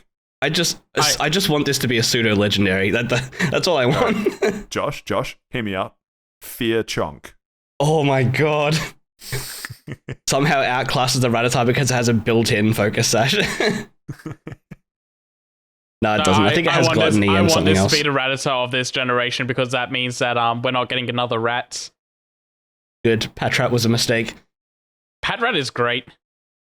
You're the only one who thinks so. Yeah, you're the only one. LeChonk haunts my nightmares. Bro, my name is shared with that thing. I don't want anything to do with it. So, actually, now that I think about it, way too much of my name is in Patrat. that's really awkward. Patrick the Patrat. I'm doing it. I'm going to go replay White now and do it. Next up, we should discuss the I don't even have words. The lower jaw of the gods of the Pokemon Professor this gen. Yeah, Yes. they're going for something. Bisexuals won. Yes, they did. Can confirm. And they celebrated with the Xbox Pride controller. No. Cannot confirm. But yeah, they it's interesting to sort of not derail it with Seth slobbering. It's I haven't said anything yet. Yeah, I can hear you. I want to point out very quickly before you move on, because it's funny. The first words that Seth said when we were watching this trailer together is, "Oh shit, she a baddie." Which is, I stand by that. Yeah, but no, it's interesting how like they've got a different That's him, professor. officer. That's him right there. That's the one that needs to go to horny jail. Yeah, straight to horny jail. But it's interesting they've got a different professor depending on the version you're playing. Yeah, this is the first time they're doing job. that. Yeah. Yeah, cool. it definitely seems. It's also interesting because Seda is based on the Spanish word for past, and Turo is based on the Spanish word for future, which is Yeah, and she sort of seems to be wearing like fur. The other guy seems to be she's wearing a like cave. Tron out. She's wearing a cave woman outfit. Yeah, Which has made really hope everyone they go play into even that. more unga bunga for her. yeah, and the other guy, the absolute Chad guy, looks like the He's guy that wearing was a in Tron charge of suit. He looks like the guy that was in charge of the Brotherhood of Steel in Fallout 4. It's I knew you were going to get that reference, my son.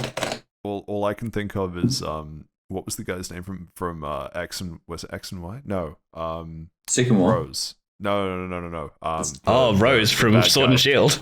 Yeah, from Sword and Shield. It just feels like, can we have Rose? No, we have Rose at home, but Rose at home is actually Rose, and this is what people want.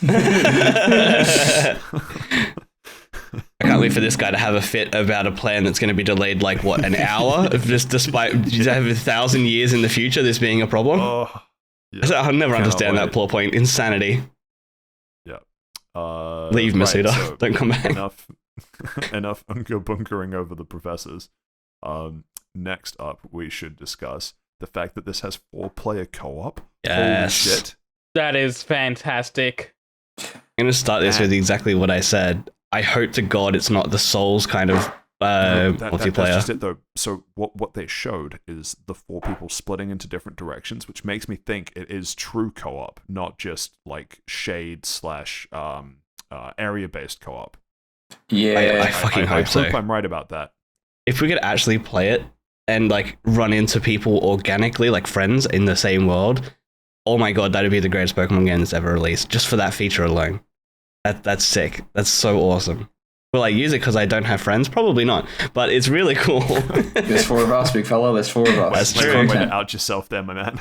I can't wait to be at the last zone, then like the first day, and for you guys to be in like the second town. And I'm like, wow, have you finished the game yet? Let's go to the Pokemon League. Jesus Christ. Take the day off. You were the We're one going to that take the day beat off. BDSP I will take the day in off. What do you mean? I'll take a week what off. What do you mean? Sorry, what? You beat BDSP in 3 days. How is this an issue for you? Yeah, 3 days took a while. Touch grass. But yeah, no, it looks Yes, good. Your Grace. Yeah. Ooh, a callback that Josh won't get.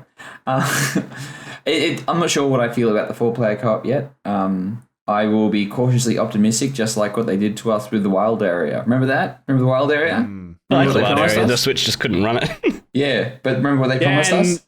You'd be able to see And friends getting into there. that, this game Josh. doesn't look like it's going to run well on Switch. I was going to say, No. Josh, I'm going to let you in on a secret. This game's also Yeah, running on Switch. I know. And like, I think someone in the podcast chat said like, what about like it doesn't like how's the Switch going to run the 4-player co-op? And I was like, Rise did it perfectly. Like, and then I think it was Saif said like, oh, but this has like the competent devs or something. Like, Yeah, Rise had Capcom has competent devs. devs. Yeah, this is just made by a small indie company. Give them a break. Yeah, but the highest grossing IP of all time. And I heard that they just lost one of their executive producers to the Pokemon Company. To the Pokemon That's Company, true. even. That's going to be their excuse. This Pokemon game might be worse because the director stood over and went to the Pokemon Company for this Pokemon game. I'm sorry, guys. Well, the Pokemon Company just deals with like merchandising and other type Yeah. of things. They probably don't even care about the video games anymore. They only care about how much money that Pokemon Go makes, which is fucking $1 trillion. Wouldn't it be funny if you just walk into like the Japanese Poke Center in Tokyo and just Masuda's just the retail clerk? He's been demoted to customer. Demoted to customer. No, it's promoted to customer. Okay, is that shit, eh? Yeah. Um, Right. We went from happy things. Something sad we should discuss. Toxapex and Marini look like they're making a return to this game. God, That was That was very my thought good. as well when I saw them. I was like, oh no. What do you mean? Those are very good Pokemon, both of them. Fuck you. Yeah, they're great Pokemon. No, I don't like them. I love That's it. them. We're getting into personal taste discussion. I love them as Pokemon. I just hate the idea of their existence and how strong they are. Yeah.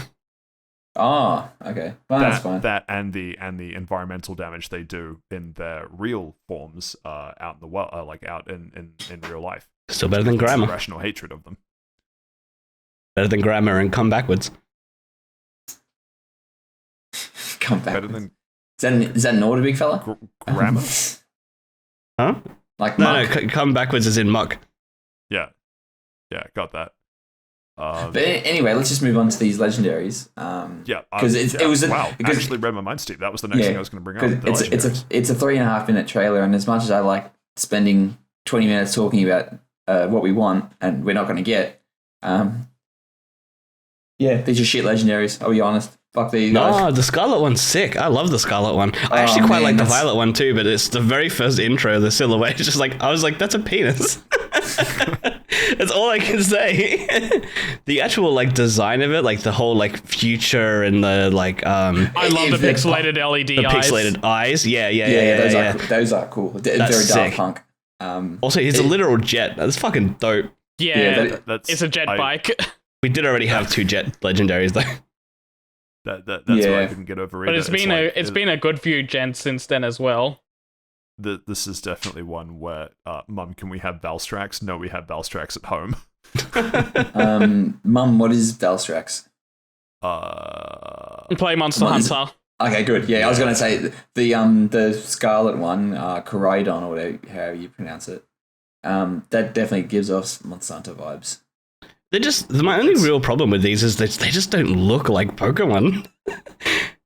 They look like Digimon escaped into the real world. They They do. do. It's the fucking type. Pokemon has had that for a little while though. Yeah, you can only do so Yeah. many like cartoony designs without starting to go like into a different direction Yeah, artistically. they are very over designed. It's just the fucking wheel cylinder thing they've got, especially for the Scarlet one. It's got a fucking wheel in its chest. If it didn't have that, I love it. The wheel Violet was one- covered It's over so in red. cool. The Violet one does as well. It's just more subdued It does, but than it's more. It blends in a bit more. As apart from like, it's a black fucking monster on its 2 legs with a wheel sticking out of it. Like it's My no. is the irrational fear I have of the Violet Legendary, where where the jets look like they're pointed forwards, which means that their knees have to be turned backwards, and that just makes me uncomfortable. Huh.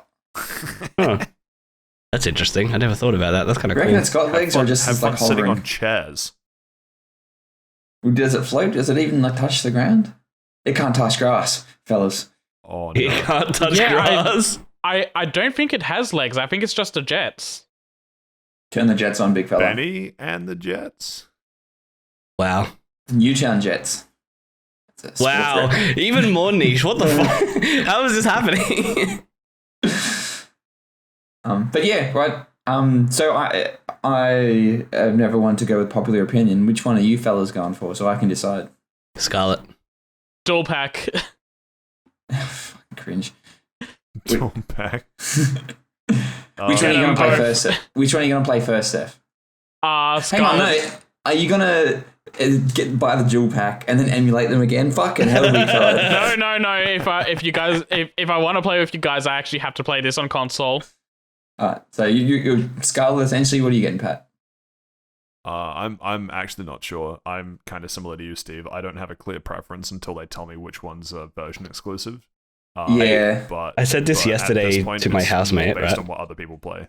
All that matters is that Seda is in Scarlet and she has fangs, so I have to go that way. Yeah. I said this yesterday to my housemate. I'm like, I very clearly want Scarlet, but if Lechonk happens to be, for some godforsaken reason, a Violet exclusive, I will buy Violet.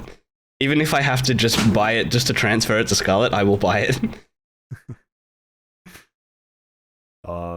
Finally, I didn't hear any voice acting. Did you guys?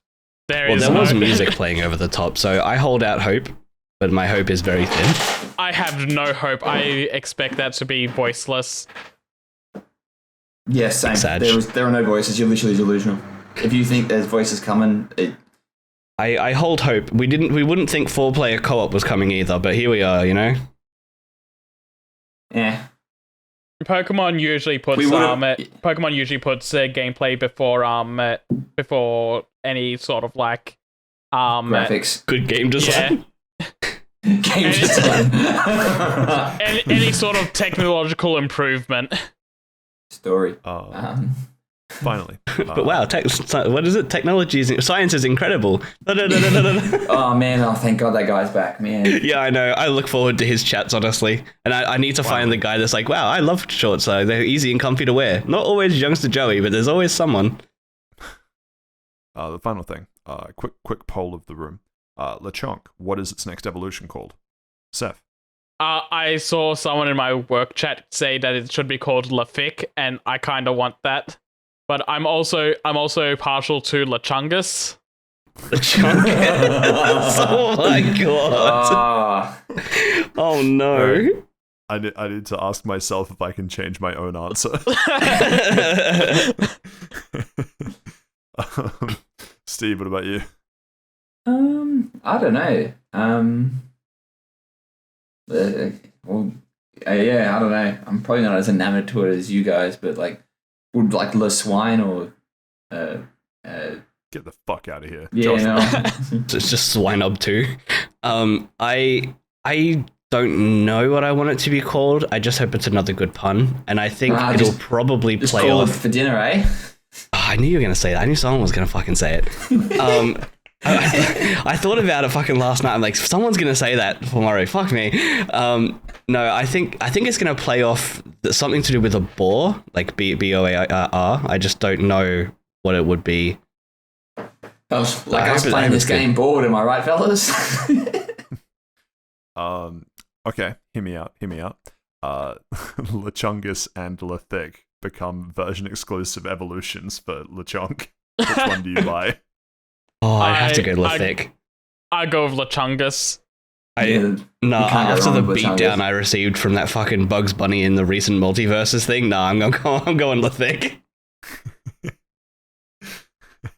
Lefic Fire saves lives. Exactly. Ugh. LaRib. McRib. Maybe that's McRib's gonna be the evolution. The McRib. That's how they announced the McRib return this whole game.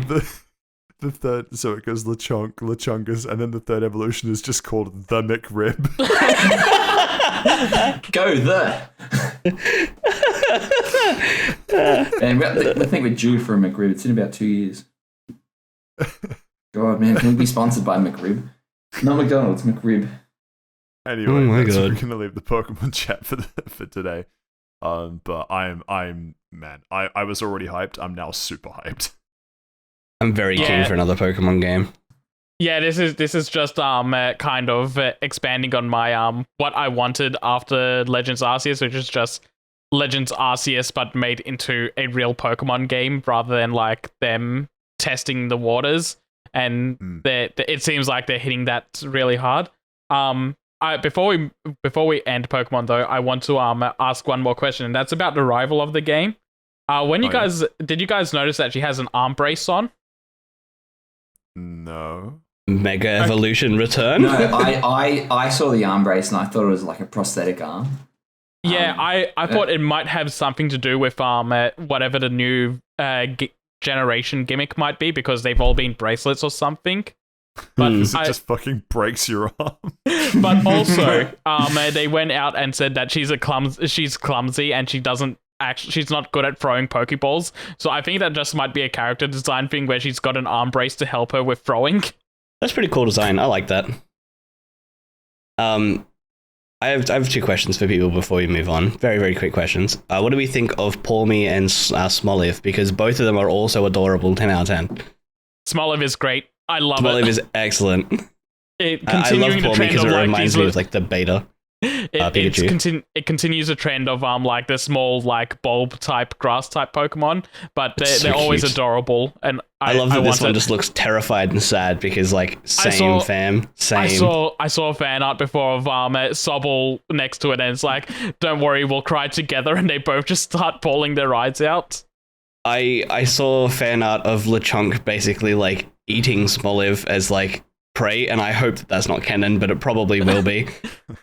I saw fan art of Seda chewing onto a Lechomp while Turo is telling her to stop.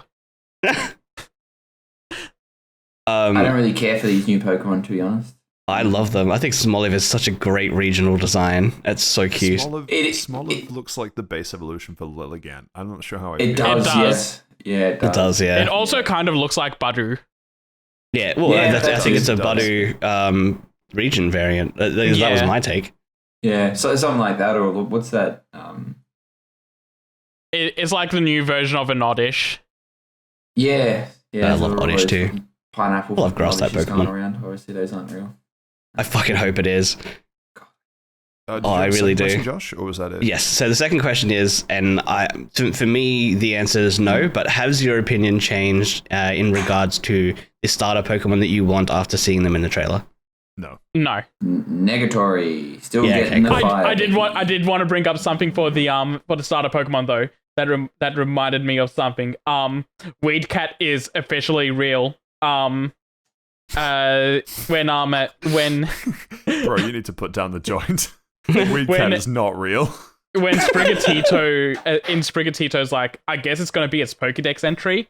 It says that when it kneads and rubs its forepaws, a sweet aroma is released that can mesmerize those around it. This aroma has therapeutic qualities and makes opponents lose their will to battle. That's just my weed.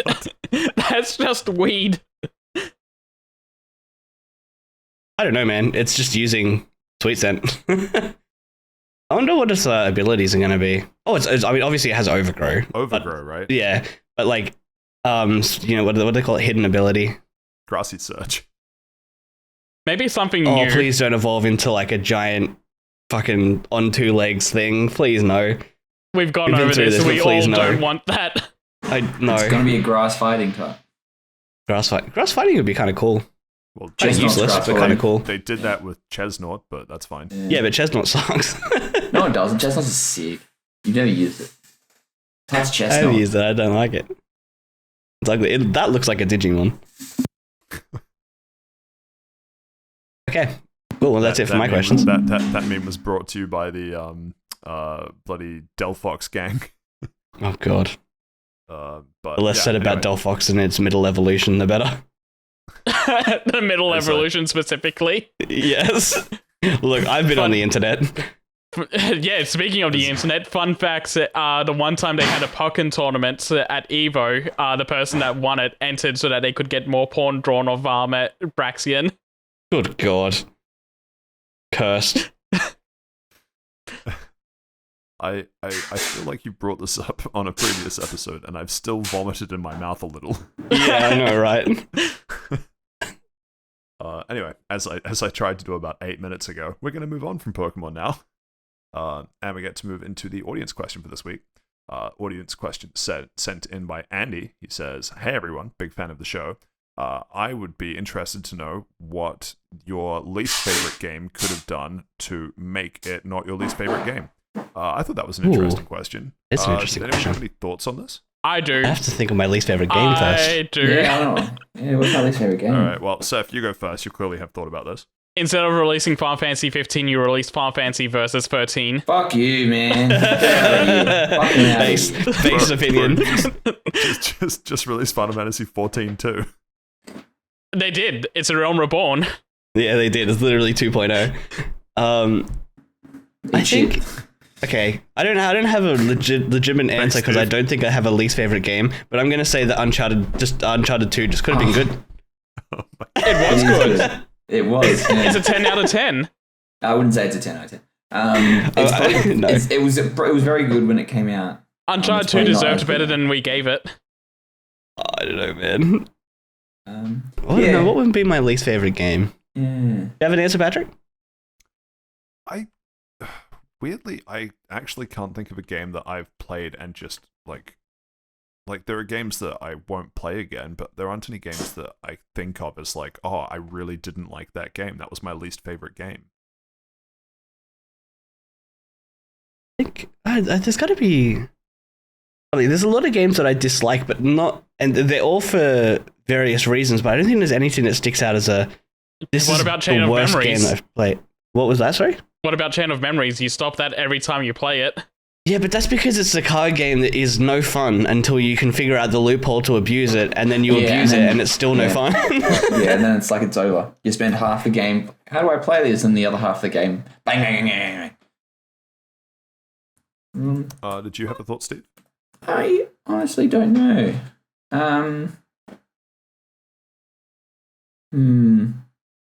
There's a couple of games I reckon that probably haven't aged well. So I reckon it's more of like if it was a bit more intuitive with camera controls, Yeah. it'd probably be a lot better. But yeah, there isn't any game that stick out to me that I'm like, oh, I hate these games. These are shit.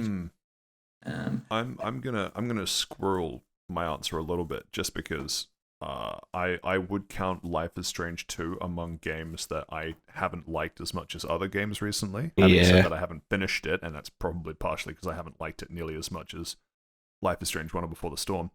But in terms of what it could have done differently, it put so much emphasis on you buying into the relationship between the character you're playing as and his younger brother, and the younger brother was just irritating as shit to me. And I grew up with two of them, so this was just PTSD.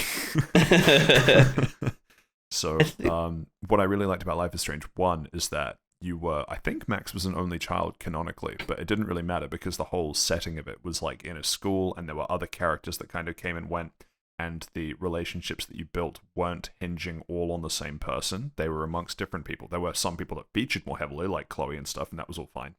But they didn't hinge everything on, like, you are the only support structure for this other character, and this other character's only support structure is you. Because that really relies on you buying into it, and in my case, I couldn't. It's hard. I intend to finish it at some point, but I am certainly not enjoying it nearly as much as Life is Strange 1 or Before the Storm. I don't know if Yeah, that's the too first much Life of a is Strange is spoilery pretty answer, good. but yeah, I really like the first one. I have an answer now.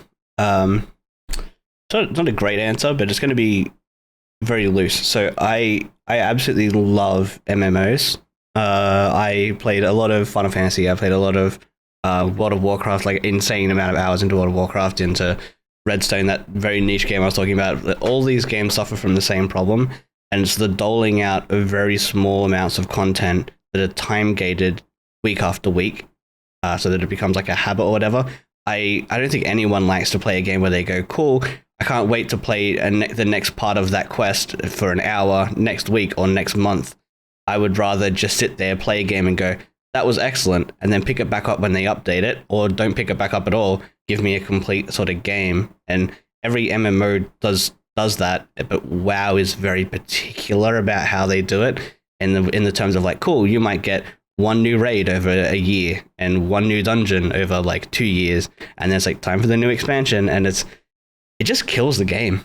And I think that in general needs to change and is definitely one of the worst parts of playing those kind of games. So I think that's the best answer I can give. So Patrick, how do you feel about that statement with Tiny Tina? Well, I mean, I enjoyed Tiny Tina. It's just the DLC that was a total letdown, but that's not really on the game. That's kind of the same for WoW, though. I mean, like, the base game, like the base expansion each time they release it is like, yeah, that was kind of cool. Can't wait for more. Cool. See you in 4 months for one update that's very tiny. Tiny. This is supposed to be like some kind of live service model where there's constant updates in gameplay and they're building a world, but they release it so slow and in such small amounts that it's basically pointless. So you basically play the game for the start of the expansion, pick it back up in another year or two when they drop the new expansion. And it's like, I will say tangentially related to that, not to gripe against Tiny Tina too much, because as I stand by, the base game is probably still one of my favorite games of the year, just because it's, you know, the sort of game that I really enjoy. DLC can go to hell. But on sort of reminiscing with the online community about why we all hate the season pass of Tiny Tina DLC, we're all reminiscing about how good the Borderlands 2 and Borderlands 3 DLC was, which means that eventually we've come full circle and worked our way back to, man, remember how good Borderlands 2 was? Yeah, very good game. Very good game. It doesn't fit in with the question per se, because it's not that Tiny Tina's is bad, it's just that Tiny Tina's is fun for me, and Borderlands 3 was fun for me as well, and I have a couple hundred hours across both, but my god, what a masterpiece Borderlands 2 was. Anyway, tangentially related, not super related to the question. Any other thoughts before we move on? Any other thoughts, comments, queries? Yeah, just while you're saying this, I was looking through the Wikipedia article for like video games with notable negative reception. And I just want to give a special shout out. Sky. They came back. They came good. Sonic 06. Yep, those are all on there. But SimCity from 2013, very big shout out. Yeah. That is a spicy shout out. Yeah, that definitely was. I remember I paid like $60 for it, and it was broken for like 2 months, and that was really weird. Still broken. Yeah, and it did a lot of things that. How would you like to play a single player game online only? Yeah, it was straight. And they had. And then they were going to make a console out of that. Yeah, it's very big shout out to that. They could have done it. They literally could have made City Skylines, and it would have been perfect. Because every time I play City Skylines, I'm like, oh, remember SimCity 2013? I think there is a slight difference here in that when I thought of how Andy phrased the question, I was thinking games that I have played that I didn't enjoy. I saw SimCity and went, fuck no. Yeah. Well, I played it and I felt very list. I feel so fucking burned by that. Yeah, fair. I did go back probably 6 months later, like after the dust had settled, and they did fix it and they did add an offline sort of mode. I was playing it in offline. Was it called the tutorial? No, you actually do everything. Was this before or after EA won the Golden Poo Award for the 3rd year in a row? I think it was after. Yeah, garbage. Yeah, and I didn't mind it. It had like a weird. I could see where they were going, like the direction they were going for, but obviously, the direction they were going in was the wrong direction. They didn't test it, and they didn't really sense check it. And they obviously EA was just being fucking scumbags trying to milk everything for what it's worth. But yeah, special shit. That's probably because I went back and played it. Maybe I'm just sort of. It sort of cured just ready to get hurt again. Yeah, it cured the sort of type of thing, but whatever. Yeah, okay. That's me. Sweet. Thank you for that question, Andy. hopefully we answered your question. And to everyone else listening, if you or someone that you know has a question that you would like us to answer, get in touch. We're on Facebook at Fast Travel Lounge, on Twitter at Fast Travel Lounge, minus one of the L's, and on good old-fashioned mailbag, fasttravellounge@gmail.com. If you're listening to this podcast on iTunes, feel free to give us a review and star rating. It really helps us out and boosts us in ye olde algorithm. Likewise with Spotify, YouTube, all the other platforms. Any kind of feedback that you can give, we surely appreciate. That does bring us to the end of episode 26. Anything notable to look forward to next week? Bunch of movies. I can talk about a 20-year-old game. Well, like Maverick is technically out now, but I haven't seen. I will have seen by this time next week. Oh, I actually want to watch that cool. too. Yeah, good. I haven't seen the first Top Gun, but anyway. The Boys, I think, is due out. Yes, that's coming out. Soon, TM. I guess since Steve told me to, I'll binge Avatar. Very good. Wait. Avatar: The Last Airbender? No, Korra. Airbender and Korra. Oh, you'll do both. Yeah, good. Even better. Excellent. Great. Wait, have you not seen it? I haven't. No. We're not doing this now. Oh, yeah, we're not doing this now. This is an hour-long discussion. Yeah, we had this discussion before, Josh, and we did the same thing. Anyway, anything from you, Steve? Final word? I'm playing a Pokemon ROM hack, and I'll probably talk about that next week. Nice. Can we get a sneak peek on the name? The ROM hack? No. Okay. Well, at least he's honest. I have been Patrick. I have been joined by Seth and Steve and kind of Josh. Yay. You've been listening to episode 26. Thank you for listening, and we'll catch you next week. Goodbye. Happy birthday, the New South Wales Origin team for 2022. We're going 3-0 this year, baby. Woo!